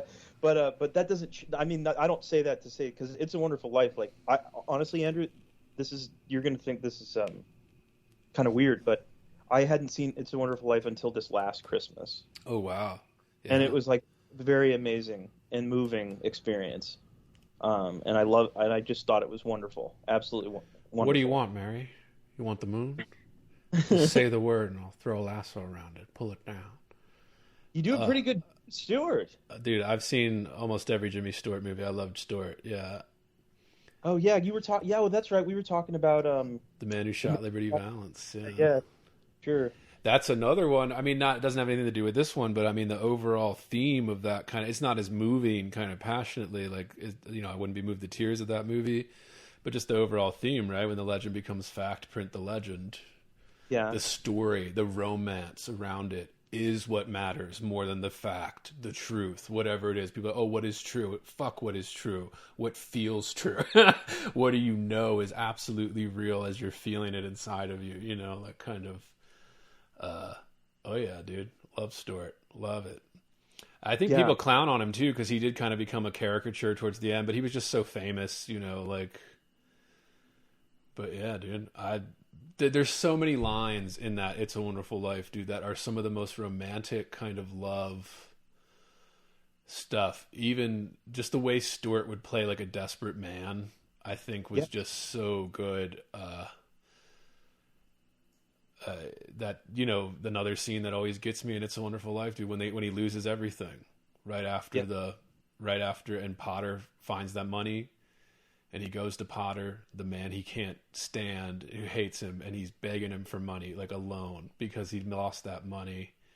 Sure. And he comes back to the house, right, and he blows up on the family, like in that kind of, but right before he blows up and like not turns over the table, like that scene when he walks in and his daughter's playing the piano, and his son comes up to him, who's like 3 years old or whatever, like, and he kind of has this tinsel, like handfuls of tinsel because they're decorating the tree, and he just comes up to him, and Jimmy Stewart just grabs him and just like holds him, just like squeezes him like as hard as he can, and just like kissing his head and like starting to cry. And the kid has no idea why, you know, the kid's trying to put tinsel on his head because he doesn't understand it. And it's just like things like that would just like get me very choked up, like as soon as I see it.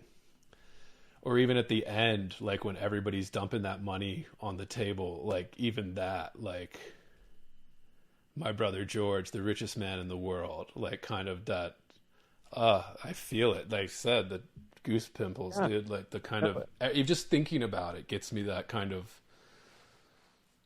I don't know. I've just always been just like an emotional, sensitive person, dude. Like just a sensitive young man. Not so young anymore, but. Well, yeah, well, I mean, just the fact that it's like about, I don't know. There's the thing that moved me is that it was like this guy didn't understand his place in the world. Like he didn't Right. understand his role in God's universe, you know, and his life didn't turn out the way that he wanted it to turn out, you know, like his will. But then, you know, an angel is sent to save his life and show him, by the way, like, you know, this is God, you know, like, you know, you're an instrument of God's will, you know, and like his understanding of his place in the world was changed, and his will to live was restored, and it saved his life. And that's, you know, I think if anybody's ever gone through like a dark time in their life, or, you know, God, I mean, that how beautiful would that be to reframe, like to have a new understanding of like who you are and what your role is in the world, you know, like, because we want to believe that we have a role, I think, in the world, I guess I would say, you know, and Yeah, that's what moved me. I think the other, you know, people shit on that movie too. One, because it's so popular, and two, just because it's so good. I think people try to, you know, denigrate it. But another reason Right. I think they do is because it's very masculine. And what I mean by that is that, you know, the kind of most men live lives of quiet desperation type idea, Yes. where he wanted something else and he never got it. And it, like, you know, and it is just this thing that, like, but he got something else, you know, and he didn't quite realize that. But I still think that there's it's this internal struggle within every kind of man, more specifically, but I'm not saying this doesn't happen for women or anybody else, you know, but it just specifically men that are just kind of, you know, you want something and then you don't get it and you're failing, and then you kind of lose track of everything else, you know. Maybe it's a passion thing, maybe it's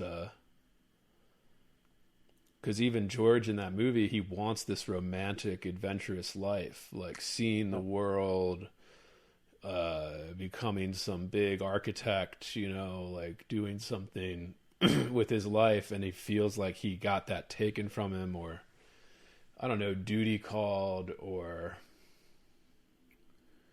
he had to watch his brother get these kind of, he didn't get to be a war hero, he didn't get to travel, he didn't even get to serve because of his fucking ear that got hurt when he saved his brother when he was a kid, you know, like, I don't know, there's just something desperate in a lot of men. Mm-hmm. And I think that movie really captures that. And then it kind of, it actually even gives you a happy ending with that, like gives you a satisfaction and shows you that actually you should be grateful, kind of, you know, message or whatever. Look around you and look at all this greatness around you that you've helped create. And I think people don't like that, maybe because it is so masculine. I don't know. I don't know where I'm going with that, but Well, I do think that people have a hard time appreciating their lives as they are. Like Yeah. that's an inherent difficulty of life, and that it actually takes like some practice and work. And it's an important thing to I think it's like so important to focus on what you have and instead of what you don't have, and it's like such a simple message. And I think that a lot of people, like, they don't even want to believe that that's true. They don't even want to believe that it's true. Yeah. Have you ever seen Rear Window? oh yeah, Okay, nice. What about Vertigo? oh yeah. Jimmy Stewart. Okay, I love Rear That- Window too, as I saw it when I was a kid, and it was like one of my favorites. nice. Just the voyeurism, the spying, Mhm. I still love that. I just moved recently, but like, I lived in an apartment for many years before this, and what I would always do is I'd always pay attention to. I wasn't like just like staring out the window looking for shit, but I'd always be paying attention to what was happening, like out and like all these people living in this building, Yeah. and what was going on with it. And I think that's romantic too, like a romantic sense of the world, kind of voyeuristically observing it and these different things, like the divorced mom that lived down the hall, like when her boyfriend would come pick her up, like, because I'd hear his fucking car, like, and I'd be like, oh yeah, and you start to just like these little stories, this little kind of Rear Window, you start to construct these things. Yes. Yes. Yeah, I love Yeah. that.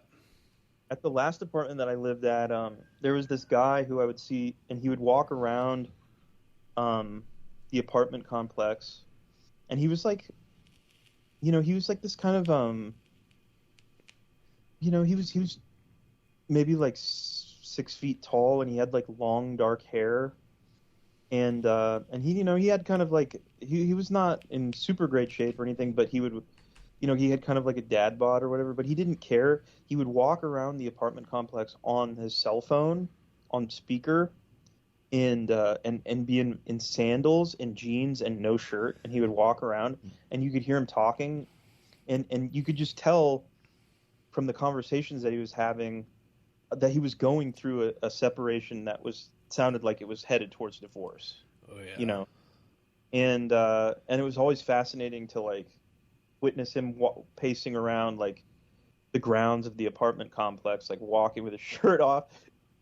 You're probably familiar with this like very much here in Phoenix, and I bet it's true in Las Vegas, is like the apartment complexes aren't like these enclosed buildings, but rather like kind of open concept. Yeah, there's like breezeways, like the Yeah. Exactly. And so, I could just like listen to this guy talking, and you could hear that he was like really frustrated with his with his wife, and it sounded like she wasn't as interested in like getting things back together as he was, which is a sad story. But anyway, that guy was interesting, but also his aesthetic of like kind of like this long-haired guy with no shirt on and a jeans and sandals. Yeah, on like speakerphone walking around, like yeah. Absolutely. For sure. Yeah, man. There's definitely like, and I mean the reason this is a long way to get to it, but I just mean like the kind of the balcony scene in Romeo and Juliet is obviously the most famous scene in the entire, maybe history of literature. Sure. Is that kind of balcony scene. Romeo kind of watching the light as he's coming out of the tower that he knows Juliet is in, where he kind of comes out of the dark, right? The line is, "But soft what light through yonder window breaks," is the most famous line in the entire play. It is the east and Juliet is the sun. Arise, fair sun, and kill the envious moon. absolutely, just unbelievable.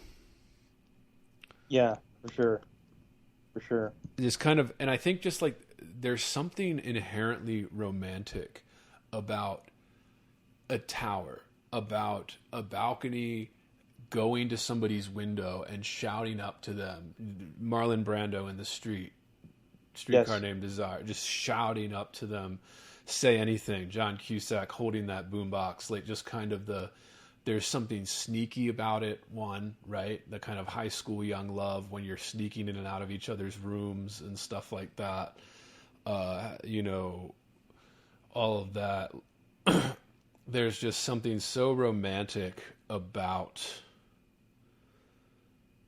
towers, like going up into a tower, like climbing a tower to get to this girl. I don't know. Yeah. Did you ever like sneak your girlfriend into your house or out of your house, or you ever sneak out? Yeah. Oh yes. Yeah. Oh yes.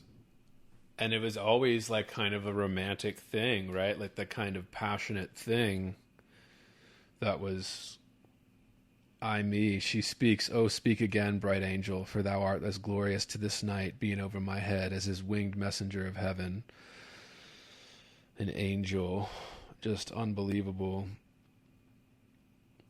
Yeah.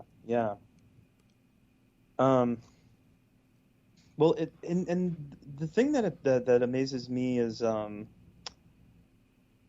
like from the Baz Luhrmann adaptation is like how fresh he was able to make all of this material and so he made like everything that he did in that film was like a choice. There was nothing like kind of left outside of his like it wasn't like left to chance, or Right. just, oh, that's there, let's just use that. I don't know, how did that movie strike you this time around? What I actually liked it more this time around than I did previously. And I'm not a huge Lerman guy, but one thing I think he did that makes that version from 96 hold up so well. Yeah. The fact that they kept all of the dialogue the same, that all of the dialogue was the kind of Shakespearean English.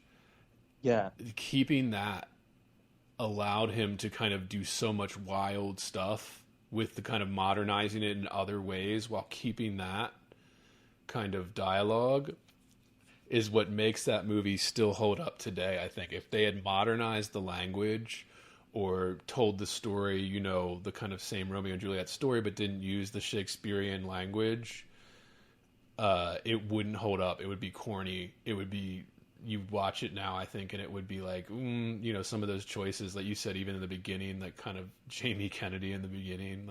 Yeah. Do you bite your thumb at me, sir? Like, yes, I bite my thumb, but not at you.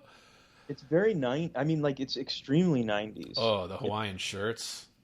Yeah. Yeah. But I think this, like kind of like the television, starting and ending with television and making it kind of about, like in many ways I felt like it was about LA as seen through television, helicopters, and also just like the idea of like helicopters, police helicopters buzzing around Los Angeles, because it's like kind of fresh off of the LA riots, of the early 90s and OJ and, all of that stuff. I felt like that was all there, but you're right in that keeping the dialogue, Shakespeare's dialogue, definitely helps to ground it in something right, more timeless. But it's nice to see something that also, reminds me of that time period. And If you're hearing this, it's because you are listening to the free public feed of Heavy Board. To get complete, uncensored, uninterrupted, full access to this podcast, become a subscriber at patreon.com/heavyboard. That's right, Heavy Board is made possible by subscribers like you. For less than 1 cup of coffee per month, you will receive private access to uncensored, full-length episodes, Jerk Shop, heavy bonus content, subscribers-only AMA episodes, bonus extended interviews, and more. Come join the conversation today at patreon.com/heavyboard.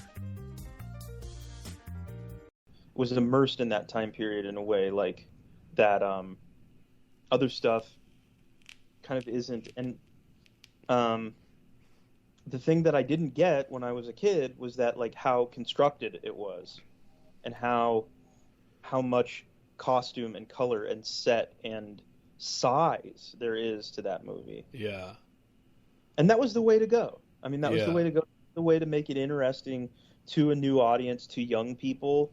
And I mean, there's really like, I was shocked because, back in the day, I didn't really recognize who some of these other players were that were in the film. But what raw material he had to work with, like with Leonardo DiCaprio and Claire Danes as well, who was really kind of like the archetypal 90s girl. And she was extremely young, and very, very talented for being so, like, I don't even know. She probably was like 15, I think, maybe in that movie. Like the actress was 15, Yeah. And I think the way that Lerman seemed to pay special attention to the music, like yes, when they're talking back and forth, even when he's doing the banter, especially with the banter between like Romeo and Mercutio and all like the group of friends, the back and forth, that's very kind of their music, they're rhyming each other's lines, like they're almost like completing these kind of, like that's such an essential part of it. And I think a lot of people tend to like for example in the Zeffirelli version there isn't as much attention paid to that in terms of like how the lines rhyme and bounce off one another. There's a rhythm to the entire play from the very beginning, and like there's this thing that people do when they're acting Shakespeare is they try to over dramatize the lines, and that very often messes up that rhythm because you're trying to over dramatize it to emphasize it, and give like a spin on it, because this has been done to death. Actors love doing this, but I think the other reason actors love doing it is because of that, because it forces you to work with everybody else in the scene like so seamlessly with that sound, as you have to hit the mark almost, but with your speech, like with the dialogue you're performing, and also your mark on the stage or where the movie or whatever you're performing it in. And there's just, and sometimes that's just maturity, I think, for terms of like an actor as an artist, that's just like maturity, understanding that. But like, actors love doing Shakespeare because I think it gives them that opportunity to, I don't know, just like do something that you can only do through a Shakespearean kind of back and forth, the Shakespearean dialogue, the monologue, the soliloquies, the kind of self-dramatizing, the self-overhearing, as Bloom would say, right, explaining to the audience your kind of psychological change and weighing the options, and most famously Hamlet, right? The kind of, is that a dagger I spy, like when he's talking to himself and he's kind of like on stage by himself during that scene. I mean, yeah, that is always huge factor. But go on. I just want to say, it really gives an actor an opportunity to rely on the material and not have to, really do overact, I guess I would say. Yeah. But yeah, I don't know, the romantic shit, like, just like little lines, like when they're at that balcony and she's like, they're talking, they're about to go away. They've kind of devised their little plan to marry each other so that they can fuck. And, like, she's like, Juliet calls him back, right? And she's like, oh, I've forgotten what I've called you back for. And he's just like, well, let me stand here till you remember, right? Let me stand here till thou remember it. Die hard romantic. Die hard romantic. Nothing else matters but this exact moment, this exact love. I'll stay up all night if I have to, kind of thing. Yes. But I also wanted to ask you about Friar Lawrence. Because doing it this time, reading it this time, I started to notice, I was like, this is maybe all Friar Lawrence's fault. Like, like he devises the plan. He agrees to marry them in secret, and then he devises the plan to like fake her death, and then he devises all of that. Yeah, well, I mean, I don't know. Once he kind of launches them on this path because Romeo goes to see him, after he falls for Juliet, and he is at first kind of like, oh, weren't you head over heels like just for Rosalind before, like what are you really like? How serious is this? And then he sees, like I was saying before, I think that he sees the possibility, I don't know, for, like I said, like kind of healing this problem that exists in the within their community between the families.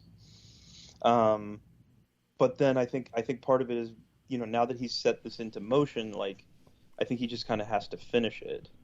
Is kind of how I see it. Yeah, and his kind of ending, like soliloquy at the end, where he explains it all to the prince and like the people and stuff. Like he's almost kind of owning up to it, like kind of like, oh, this was all my fault. But yeah, I was just thinking, like he sets it up too. Like when we first he agrees to do this kind of stuff, like that famous line, "These violent delights have violent ends." I think that's Act 2, Scene 5. Yes. And it's like after they like devise this plan, and like, okay, so he's kind of foreshadowing and setting up this kind of, it's going to be a violent end as we have this violent delight. Do you remember? There was God, I can't remember if it was the Zeffirelli one or. So when Romeo goes to see him the first time, and he's telling him about Juliet, he's like, "Holy Saint Francis, what a change is here! Is Rosalind that thou didst love so dear so soon forsaken? Young men's love then lies not truly in their hearts, but in their eyes." Like a little like pause, obviously leaving it up to us to, fill in where young men's love actually lies not in their hearts but in their eyes. That was cool. Another sex joke. Like there's so much sexual humor in this play too, and I think that's something that you don't pick up on when you're young in high school and they're forcing you to read it and stuff. Like kind of how raunchy the play is, and like how entertaining it would be to a crowd in like Elizabethan England, like. With all these kind of, and I think Larman really captures that with kind of, they do like crotch grabs and stuff while they're like talking about like the kind of prime my pump, like kind of right things like that. Like it's talking about their dicks. And that line there, "These violent delights have violent ends, and in their triumph die, like fire and powder, which as they kiss consume. The sweetest honey is loathsome in its own deliciousness, and in the taste confounds the appetite. Therefore love moderately. Long love doth so. Too swift arrives, as tardy as too slow." And I think that point stands out to me in this reading, where it's like, like it's just going to burn up, Yeah. It's not. This is not a thing that's built to last. And also, there is that kind of double meaning where it's like, he's saying, this will actually end in violence, which it does do. Yeah, and Friar Lawrence is setting it all up for everyone. Sure is. But yeah, I was just thinking about that, like kind of like he basically caused all of this, and then like kind of his correspondence not reaching Romeo and all that. But also like Friar Lawrence is kind of like the more of a father figure to Romeo than even like his own father. Yes. Like his own father kind of running away from when we first meet Romeo. What's the line? Something like, "Is that my father who left so hastily away?" or something like not wanting to see Romeo, and then he's going to Friar Lawrence for the father figure. And even like when Friar Lawrence, like after he gets banished for killing Tybalt, and he's like crying on like Friar Lawrence's floor, like Friar Lawrence is like basically calling him a bitch, like basically like, you need to buck up, young man. Yes. Well, it's to me that's striking at the this line at the end that the prince says, "This letter doth make good the friar's words, their course of love, the tidings of her death." And here he writes that he did buy a poison of a poor apothecary, and therewithal come to this vault to die and lie with Juliet. Where be these enemies? Capulet Montague, see what a scourge is laid upon your hate, that heaven finds means to kill your joys with love. And I, for winking at your discords too, have lost a brace of kinsmen. All are punished. That line, see what a scourge is laid upon your hate, that heaven finds means to kill your joys with love. I don't know what I don't know what to make of that, but it seems to me it's just saying like it was these young people's love that ultimately punishes all of you for your hate and violence. I don't know. Is that I wish I had a more I don't know. I don't have as sophisticated a read on some of these lines, but that does strike me. No, I mean absolutely. I think it is, and I think it's the theme of this is the two extremes: sex and death, so life and death, and then love and hate. The kind of that's where most of the drama comes from in this play too, and in the story overall. Kind of. I mean, like I was going to ask you this kind of like, the idea of like killing oneself over a woman. Mm-hmm. Incredibly romantic. It's like this idea of death, but then like framing it in terms of an act of love, right? You're killing yourself as an act of love. It is the most extreme romantic kind of gesture. I don't know. I'm just thinking like Van Gogh cutting off his ear. Mm-hmm. I mean, men willing to harm themselves in order to be with a woman. Yes. Like, just how common that is, too. Yeah. Or killing themselves over a woman, right? Like the Anthony Bourdain. Oh, God. How unfortunate. Yeah, like it just... I think that's... I don't know for a fact, but I'm just guessing here. I wouldn't be surprised if like the leading cause of like male suicide or something is something like that, like over some type of relationship. Divorce, maybe. Divorce or something blowing up like that. Yes. I mean, it's gotta be. I think it's, I don't know, that thought's, fortunately never crossed my mind, fortunately, but it's definitely gotta be the leading cause of male suicide, I would guess, is like divorce. Yeah, it's interesting too. This one psychologist was saying this, that he was saying like most men that he sees that are suicidal or men that have committed suicide, he's like, it isn't because of depression or anything like this. We're like, oh, well, they're mentally ill. He's like, no, like they're not actually. he's like, it's actually, if you think about the perspective, it's very rational, where they feel that they've reached some point that they can't escape, you know, like they've reached some dead end that they see no way out of. He said that is more of the cause for male, specifically, like just male suicide, than anything else. It isn't like this mental health or depression. It is like actually like kind of a rational idea of I've I don't know, reached this point and there's no way out, so I'm just going to do this. And when he said that, I was just like, man, that is, why do men do that? why are we? Yeah, because I mean, is there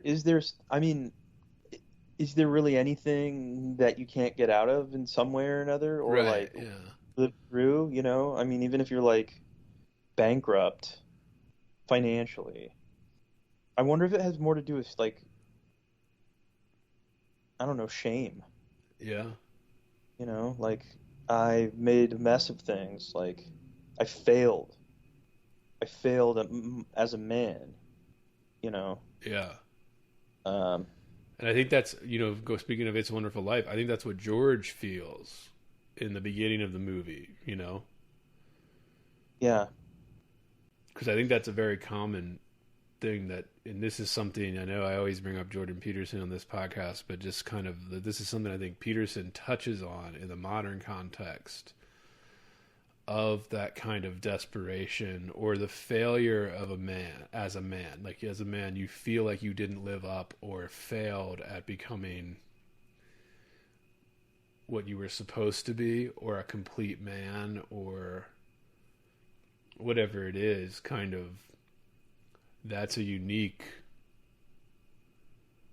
sensibility to the kind of masculine disposition, and maybe the kind of more sensitive young men or romantic young men tend to, I don't know, be like more prone to that, or I don't know.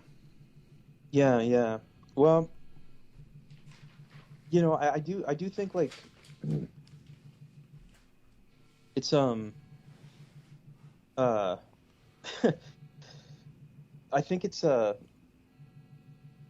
it seems to me like there's maybe like something that I'm like a compulsive behavior or something like that you can't stop, you can't escape. You know, like whether it's like like alcoholism or drug addiction, I could see that where it's just like I see no way of stopping myself from doing this. I could see that as being a reason somebody might kill themselves. I'm not saying it's a good reason. I honestly don't think there is a good reason, really, for the most part.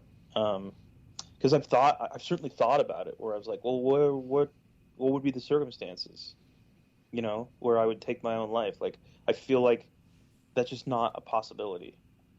It's not a possibility. Be better if I'd never been born.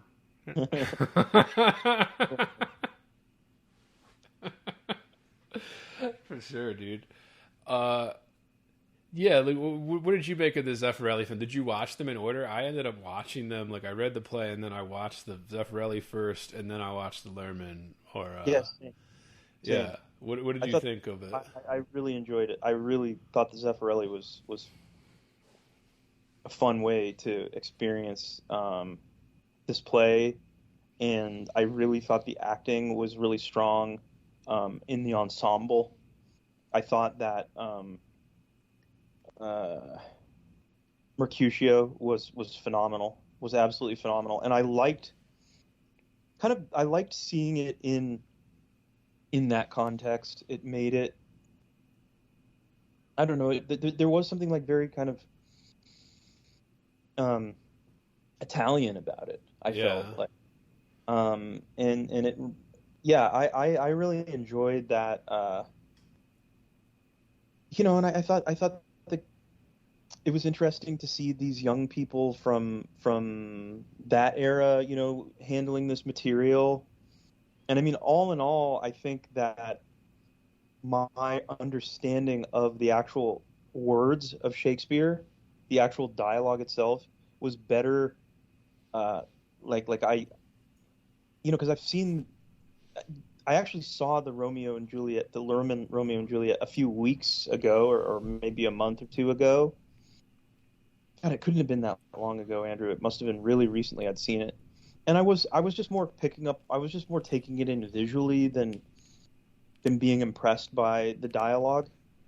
In the Zeffirelli version, really, I can see why they show it to kids in school. Like I could understand what the play was about really well. I know that sounds, you need that, and so the Zeffirelli film really gave me an understanding. And watching it before rewatching the Lerman one, it actually helped me appreciate the Lerman one better because I understood it better. Yeah, I think that's true for a lot of Shakespeare stuff, is that you do have to, if you don't have a good teacher that's walking you through it when you first encounter it, like you do have to see it performed, because it does breed kind of context on top of what you were already reading, especially if you haven't been trained to read this kind of language, which most people haven't when they're first encountering this. And it's like seeing the characters, their expressions, the emphasis on the certain words and things like that. Yeah.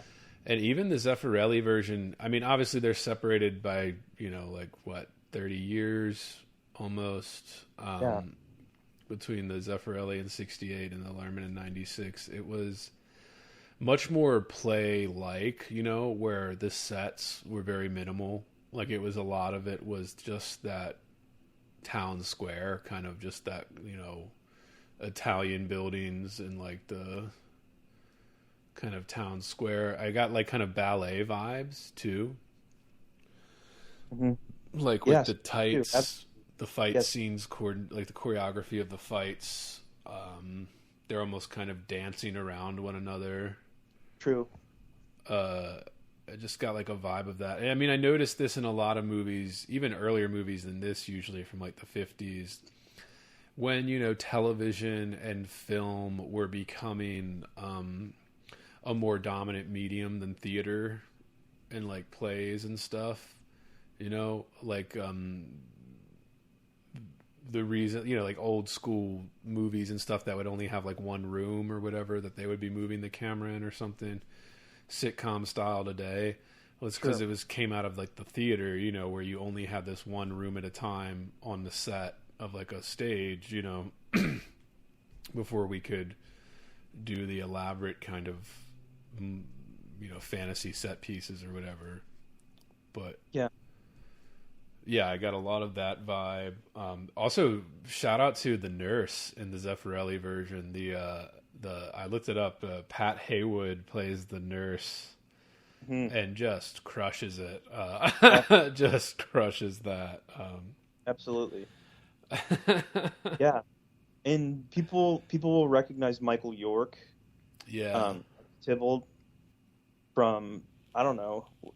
My first exposure to Michael York was in Austin Powers, but he's also in Cabaret, which is another great film and a great performance by him. I didn't realize that was Laurence Olivier doing the narration, and I just saw him recently because I rewatched the Hitchcock film Rebecca that he's in, and a tremendous interpreter, cinematic interpreter. And I would assume stage, though I obviously never got to experience that. But a fantastic interpreter of Shakespeare in his own right. Direct. He loved Shakespeare. Yeah, he put himself in all those Shakespeare movies. He even did blackface to play Othello in in that one. Wow. The National Shakespeare one, the National Theater Company production. It's whatever movie version where Olivier's, I think he directed it too, where he like cast himself as Othello and like put himself through full blackface kind of makeup. Yes. And people beat it up now for that. But I mean, the movie itself is good. But yeah, Olivier was a huge Shakespeare. I mean, all these actors, they all, like Denzel Washington, dude, huge Shakespeare dork. Like that guy loves Shakespeare. He always wants to do Shakespeare roles. And did you see the recent Macbeth by, what was it, Joel Cohen? Or one of the Cohen brothers? No. It was okay. It was a little disappointing, but Denzel stars as Macbeth in that, and then Frances McDormand. I guess it was Ethan Coen because I think he's the one that's married to Frances McDormand. Sure. She played Lady Macbeth, but have you ever seen this movie? It's an American independent film from the 90s. It's called Scotland, PA. No. Oh, it's like it resets Macbeth in like some town in Pennsylvania, like contemporary town in Pennsylvania, and it's pretty clever. It doesn't, they don't use like and who's is the inspector like the guy? So I think Christopher Walken plays like they're supposed to be Macduff or whatever, but I think you should check it out. I think you would like it. Yeah. I don't know. I was gonna say, I mean, I like that. I like when they're well done too. I mean, dude, 10 Things I Hate About You. Great. One of the best kind of modernizing of The Taming of the Shrew I've ever seen. And maybe it is just because I'm a millennial and I'm nostalgic for it, but I would watch that over and over again as a kid. Yeah, that's a great one. That's a great one. But I need to get back on a Shakespeare jag. You got me started here. Dude, I was about to do the same, dude. Like, I'm about to try and do some more Shakespeare. I was like, man, I really want to reread King Lear now. And I have this huge thing, and I haven't read all of Shakespeare. Have you read The Tempest? Yeah, I have. Yeah, not in a long time though, but I've read pretty much I haven't read the history plays, so I haven't really read the Julius Caesar kind of plays. And I haven't read all the comedies or all the dramas, but I've read most of them. But I want to go back and like do all of them, and I have them all in this huge book here. So I was like, yeah, I want to do like a huge Shakespeare jag. Yeah, exactly. Yeah. But also, yeah. So yeah, we didn't talk about Olivia Hussey. Olivia Hussey as Juliet. Oh yeah. What do you think? I mean, no issues. Really good. Oh yeah. Really good. I remember seeing it in high school, like since this was the one they showed in high school, like I remember thinking she was so hot as like a 15-year-old boy watching this. Like, yeah, I didn't want to say anything about that just because of how her age when the movie was made, but obviously incredibly beautiful, and I don't know, she didn't. Her career was weird. Yeah, she wasn't like a prestige dramatic actress. She was like, I don't know. She did various things. I think I don't want to. I mean, I certainly don't want to disparage her career. She and she's actually she's actually Hispanic. Her real name is Osuna. Really? Yeah. She was born in Argentina. Damn. And but I read this weird thing that apparently her and Leonard Whiting, who plays Romeo, actually ended up filing a lawsuit against Paramount in December of 22. I saw that, yeah. And I don't know if I want to comment on that or not, but it got thrown. It was dismissed. Yeah, of course it was. Yeah. Like, yeah. It was part of the Me Too fervor. Right. They were claiming some form of abuse or whatever during the sex scene in Romeo and Juliet in this version. Which, I mean, the sex scene in this, like, rewatching it, like, I thought it was hornier when I was a kid. Maybe I'm just desensitized to it now or whatever. Yeah. Like, you barely even see anything. Like, you see a shitload of Romeo's ass. Yeah. You get a little side boob. And then I'm like, oh, and they're filing a lawsuit over that? Like, yeah. I don't know. Maybe there was more that was cut or something that, like, they forced them to film. But I'm just thinking to myself, like, whatever, dude. Like, I mean, I think they just saw an opportunity, to get a little easy cash, and they went for it. Yeah. Or whatever. That's where we are at in society. But what was I going to say? Um, yeah, well, Zeffirelli, he was a gay man. I was gonna say I was gonna see if he was. I didn't know, but I was like, he seemed gay from how much we linger on Romeo's ass in that scene. He I was was like, gay, is but Geffer gay? Probably. Like, but he was also a very conservative Roman Catholic who supported supported the church's views on those kinds of issues, social issues. And so there was like there was obviously, and he directed that movie Jesus of Nazareth, and like he was a devout Catholic. But it makes me realize, like, oh man, I would really like to go back and watch the Zeffirelli.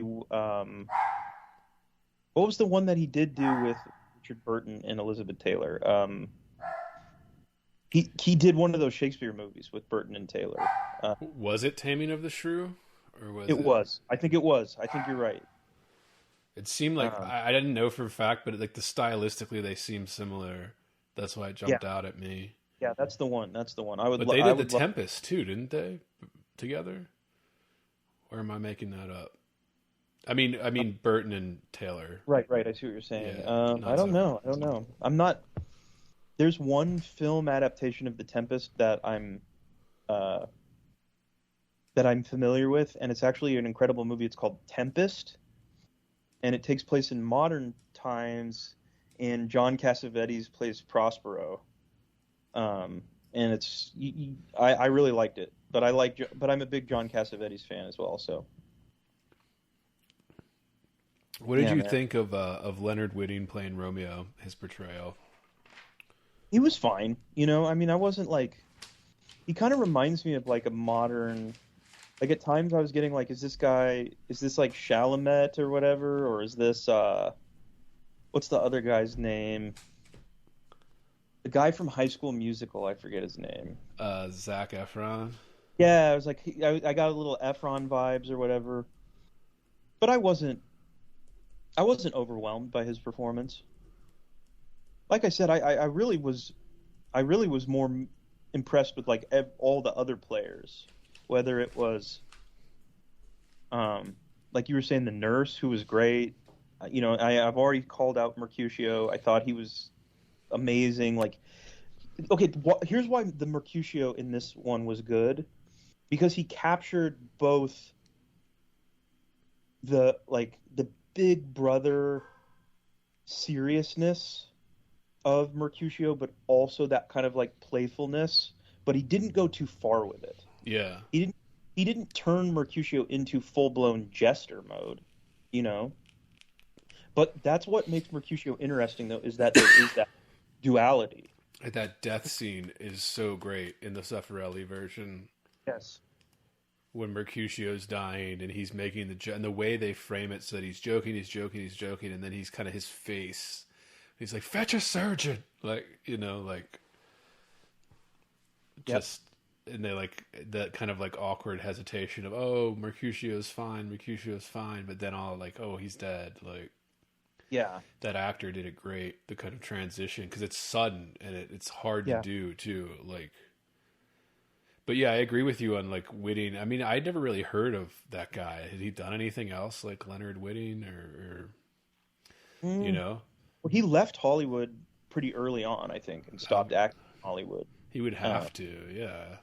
I don't think he tried to make a long go of it in his career as a film actor. I think he did a lot of stage in England. And I'll say this, for all the visual appeal and quite frankly the visual genius of the Luhrmann adaptation, just these actors that are in the Zeffirelli version, like, and probably Zeffirelli himself, although I don't know that. They just had a better understanding and a better handle on this material and on this dialogue, and they didn't have to go so fucking hard. I feel like the Mercutio death scene and Romeo's subsequent confrontation with Tybalt is less like like Leonardo, like the guy who's playing Mercutio in the Lurman one screaming, and then Leonardo DiCaprio, like really kind of like, like screaming, lots of screaming, and these folks have a better handle on the material and let the material do a lot more of the talking in this film, I feel. Yeah. Yeah, and that's one thing I guess people always criticize Lerman for, is the kind of over stylized stuff that he does. There are parts of it that I actually really thought worked in the 96 version with Leo. But I think the same thing, like comparing Leo DiCaprio to Leo Whitney. Leo, he's young. Leo's young in that role, and he gets a little shouty. But overall, I thought he was good casting for it. Even Agreed. Yeah, like even Leonard Whiting in the 68 version is I see why they cast him as Romeo. Sure. I don't know. I mean, maybe I've just seen too many versions of it, or like when like you're reading something and you have that picture of it in your head, and then when it doesn't match up to what you see on screen when somebody else's interpretation of it, you're almost like there is a slight edge to Romeo, I think, and like you mentioned this earlier, because of that romanticizing, it's almost a desperation in like the male psyche to over romanticize love in this way that Romeo would or does in the story. There's just a slight edge to him, I feel like, that is probably really hard to capture as an actor. I've done, amateur acting. I've never done anything at the level of being in a movie. But then again, I mean, I see some people that go do movies all the time that can't act or whatever. But, I did like theater and shit, and it. Yeah, I mean that's hard to capture, but yeah, there's like a slight little edge to Romeo that I think Leo captures a little bit better in that. But he goes slightly over the top because he's young at that time and kind of shouts to compensate for. I don't know. But yeah. What did you think of the Lerman version? Well, I mean, I was really kind of impressed with. I mean, I don't know. Well, like, where did Baz Luhrmann come from, and where did his confidence come from to make a movie that bold?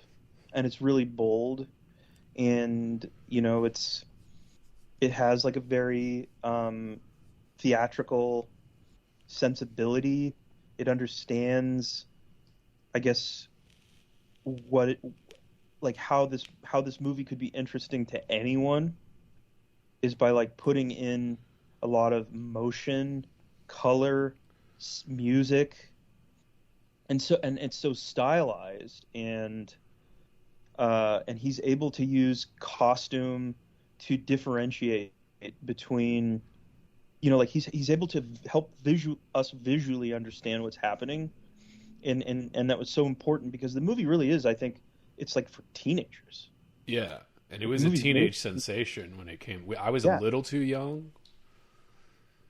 But and my point would just be like, that's quite the achievement to make this material accessible, and not just accessible, but like for us to be able to understand it, no matter our level of comprehension of already knowing what the story is about, of understanding what the dialogue's about. He's able to tell this movie visually, and I think does a great job of it. And makes a lot of choices, and they don't all hit, but every one of them is like a choice, and an original choice at that. And so, I'm very impressed by the film.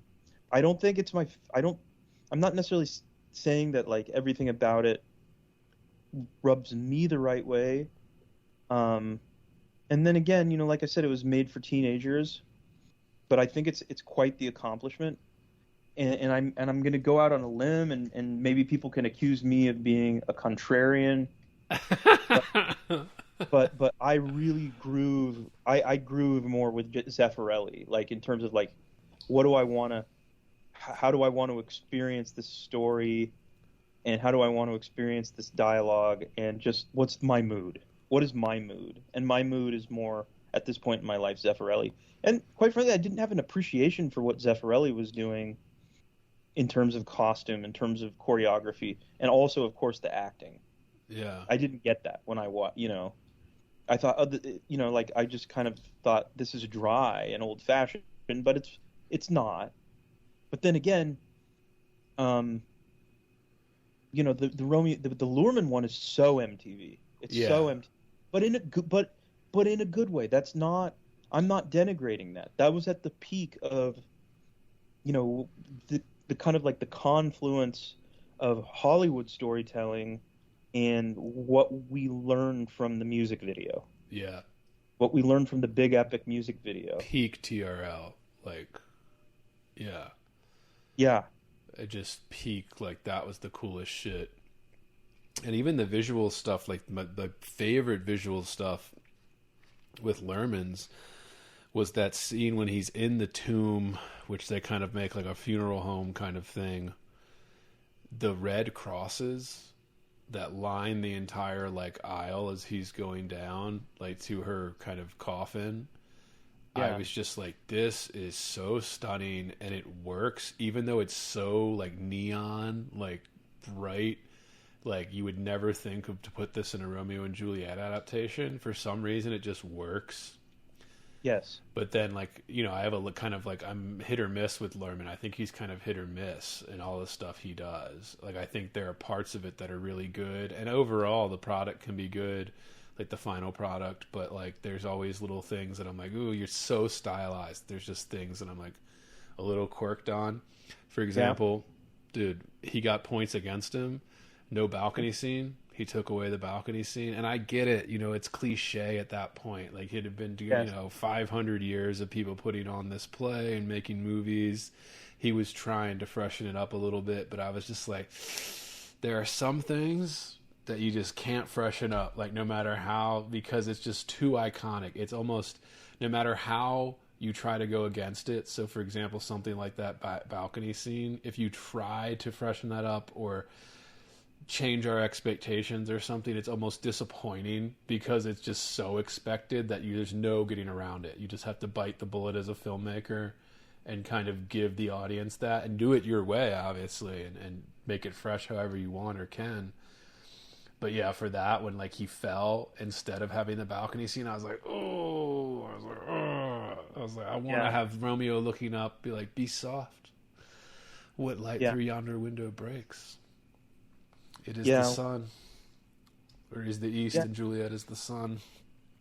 Well, yeah, and that's the thing though. It's like, I that's the thing, is that I admire the guts that it took to take on this material and not be at all a household name at that point in time, Yeah, and I like that he wasn't as precious about it too. Like, he wasn't precious about it with the legacy and all of that. You can get over precious and try to make it too.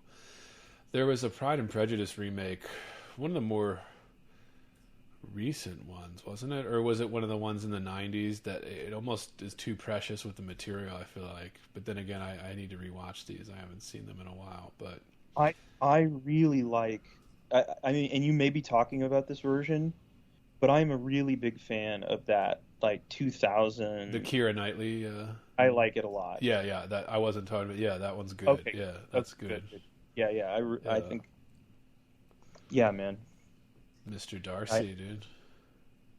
Yep. Isn't Mr. Darcy Tom from Succession in that one? Correct. Yeah. Correct. That's hilarious. Yeah. Dude, that actor, I don't even know his name, dude, that actor, but he's fucking great. He should be in more stuff. Like, well, and I really like Keira Knightley. I think yeah. She's great. And she's really beautiful in like a very specific way, Like, she's not like this beauty queen, but she's also like, I don't even want to say girl next door, because she's not that either. She's like too pretty for that. Like, Yeah. But she just has this aura about her, particularly at that time, the Pirates of the Caribbean, the Pride and Prejudice of that time, the kind of the things she was making. Yeah, she was just smoking hot. What She was. Yeah, bro. What do you make of Leo and Claire Danes in the title roles? I think like I was saying, I think Leo is a little well, I don't know. You made a great point where I don't know, there is something like really like that like desperate teenage romantic sensitive boy. Like it's very very yeah, like it feels true to life, and so I don't ding him I don't ding him for that, and I think the look that he has is kind of perfect. Like I don't think it could have been really anybody else. Yeah. And I mean, he's so iconic, and Romeo's so iconic. And then, I mean, I just think that Claire Danes could do no wrong from her early career. I thought she was fantastic. I think the maturity is like her maturity and being able to play this role is really striking. Yeah. And I think again, like nobody else could have done this. I think you could have only gotten somebody who's like, I don't know, exceptionally gifted for a young person, and she is. And she's one who's had like almost maybe it's the Juliet curse where like it feels like her career should have been bigger post Agreed. that role. Because I mean, I saw her in what was the show Homeland. Yeah, she's fantastic. Like she's just gotten better as she's gotten older as like an actor. Like she's great in that. And that's a more modern role and stuff, and she has to play like kind of a big range, a much bigger range than just like a teenager in love, blinded by love or whatever. But like, still, I was always just like, maybe it's like a cursed role to get cast as Juliet in a big Shakespeare rendition. If you end up like Olivia Hussey or Claire Danes with your career, like you think they would be huge, have these huge careers after it, but then they don't. yeah, well, you just kind of wonder, like, how do these things? Why do these things go the way they go? I mean, is it because of her agent? Is it because people think of her as because she was such like she was in My So-Called Life, and she was so young, right? And she was so young, and people are like, this is not like I can't see this woman in this adult role or whatever, and they kind of dismiss. But yeah, man, I mean, I think that's a good question, because yet you would think that she was headed for a huge career, like a kind of like a Meryl Streep, yeah, kind of arc, and that didn't happen. And maybe she's okay with. I'm sure she got enough money from that movie that she never had to work again. Like if she didn't want to, yeah. Because that was one of those movies that I remember. I was a little too young, but I had an older sister, so I was like I was about 7 or 8 when that movie came out, and then my sister was like 13. So prime age for that. Like she saw it in theaters, a bunch of times with friends and things. And I remember she got the soundtrack. That's how I knew the soundtrack, and like the images and like the kind of cover art on that soundtrack and the big VHS box that we had when it came out on video eventually. But I was just thinking, like, this was pre-Titanic too, right? For Leo, wasn't Titanic the year after? So that was like, was this the first, like heartthrob role for Leo? Like big. Yeah, I don't remember where I'd heard of him prior to this. Arnie and What's Eating Gilbert Grape, or what was the first one you said? Arnie and What's Eating Gilbert Grape. Yeah, What's Eating Gilbert Grape. That would have been the one that. But he was also on the show briefly that I watched when I was a kid called Growing Pains. It was like a television sitcom. Kirk Cameron. I mean, he was really born into the life. Yeah, but I mean, I can't, at this point in my life, I can't picture anybody else being in either of those roles. And fortunately, the ensemble that they're surrounded by is so heavy with different characters and obviously like loads and loads of talent that young people, it takes some of the pressure off of this role, whether it's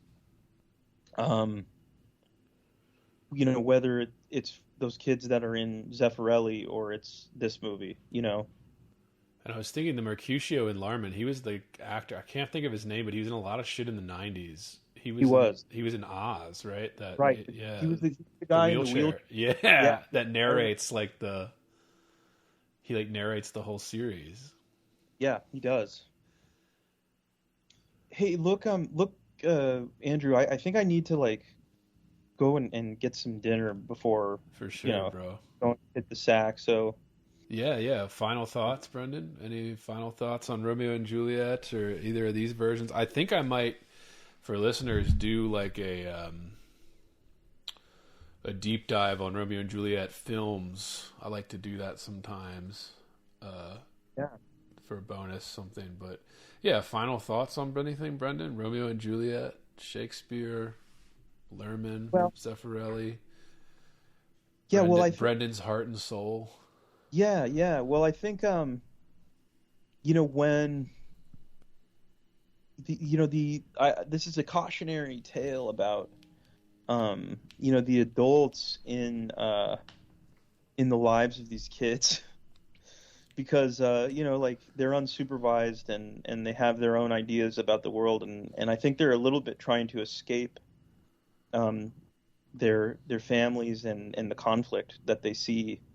It's a wonderful play and I think that anybody who read it or pretended to read it in high school should go back and take a second look and and maybe start with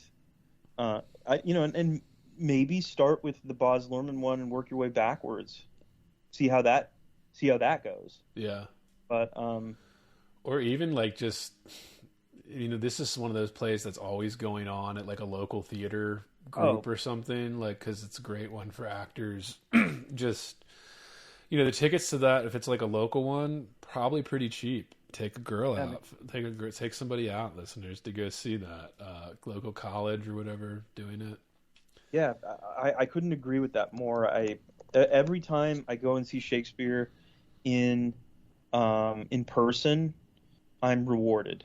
Exactly. Yeah. I'm rewarded, and I'm just looking. I'm trying to see where am I going to go see Shakespeare next, and I was just Googling it. I'm trying to find. There's a. Who's this? The Southwest Shakespeare Company. Where are they? Where are they located? 30 years we've been Arizona's standard bearer for classical theater. Hell yeah. Even Arizona has a standard bearer. Oh, they're right here in the east side of Phoenix. There you go. Hell yeah. What do they got going on here? Oh shit. They even do plays at Taliesin West, which was Frank Lloyd Wright's house in the desert. So we got some Merchant of Venice coming up here next in the spring at Frank Lloyd Wright's house. That's a great one, yeah. Great. Little date night for all those out there in Arizona. The Southwest. Definitely. Yeah. So, but I'm inspired to go and see some plays. I always forget, that that's an option. Yeah, the live theater too. Yeah, 12th night coming up here in October. That's another good one to see live, yeah. Man, that sounds great. All right, drop your handles. Where can people find your stuff, Brendan, and Tales from the Mall? Okay, so if you want to, really explore the show, then you want to go to patreon.com/talesfromthemall. There's a lot of content on there that's, you can access for only $5 a month. It's 169 episodes of the show, 169 interviews, plus several after hours. I think we've done 10 after hours episodes. You can hear Andrew in either case. Oh yeah. So there's a huge archive going back almost 3 years. We'll have my 3-year anniversary here in November. On Twitter, I'm at Luso, LUSO _Brendan. And then on Instagram, Tales_from_the_mall. Hell yeah. Get it out there, listeners. Give it a follow, give it a like, give it a listen. Go check it out. Again, I'm on there. Brendan's out there doing great stuff. Brendan, thanks for taking the time, man. This has been a lot of fun, as I knew it would be, dude. Little romantic boy summer. Absolutely. Thank you for thinking of me. I had a blast, and, don't hesitate to think of me again in the future. Oh, yeah, we have to have you back, boy. That'd be awesome. Yeah, this has been another episode of Heavy Board.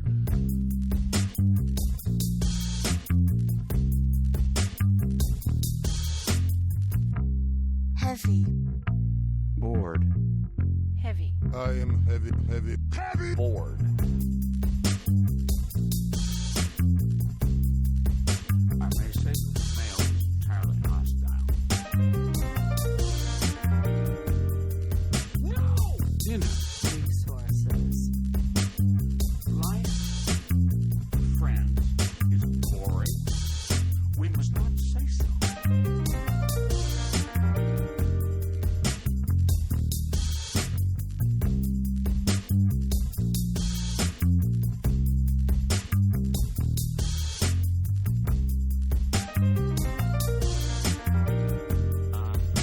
Are you radioactive now? Inner.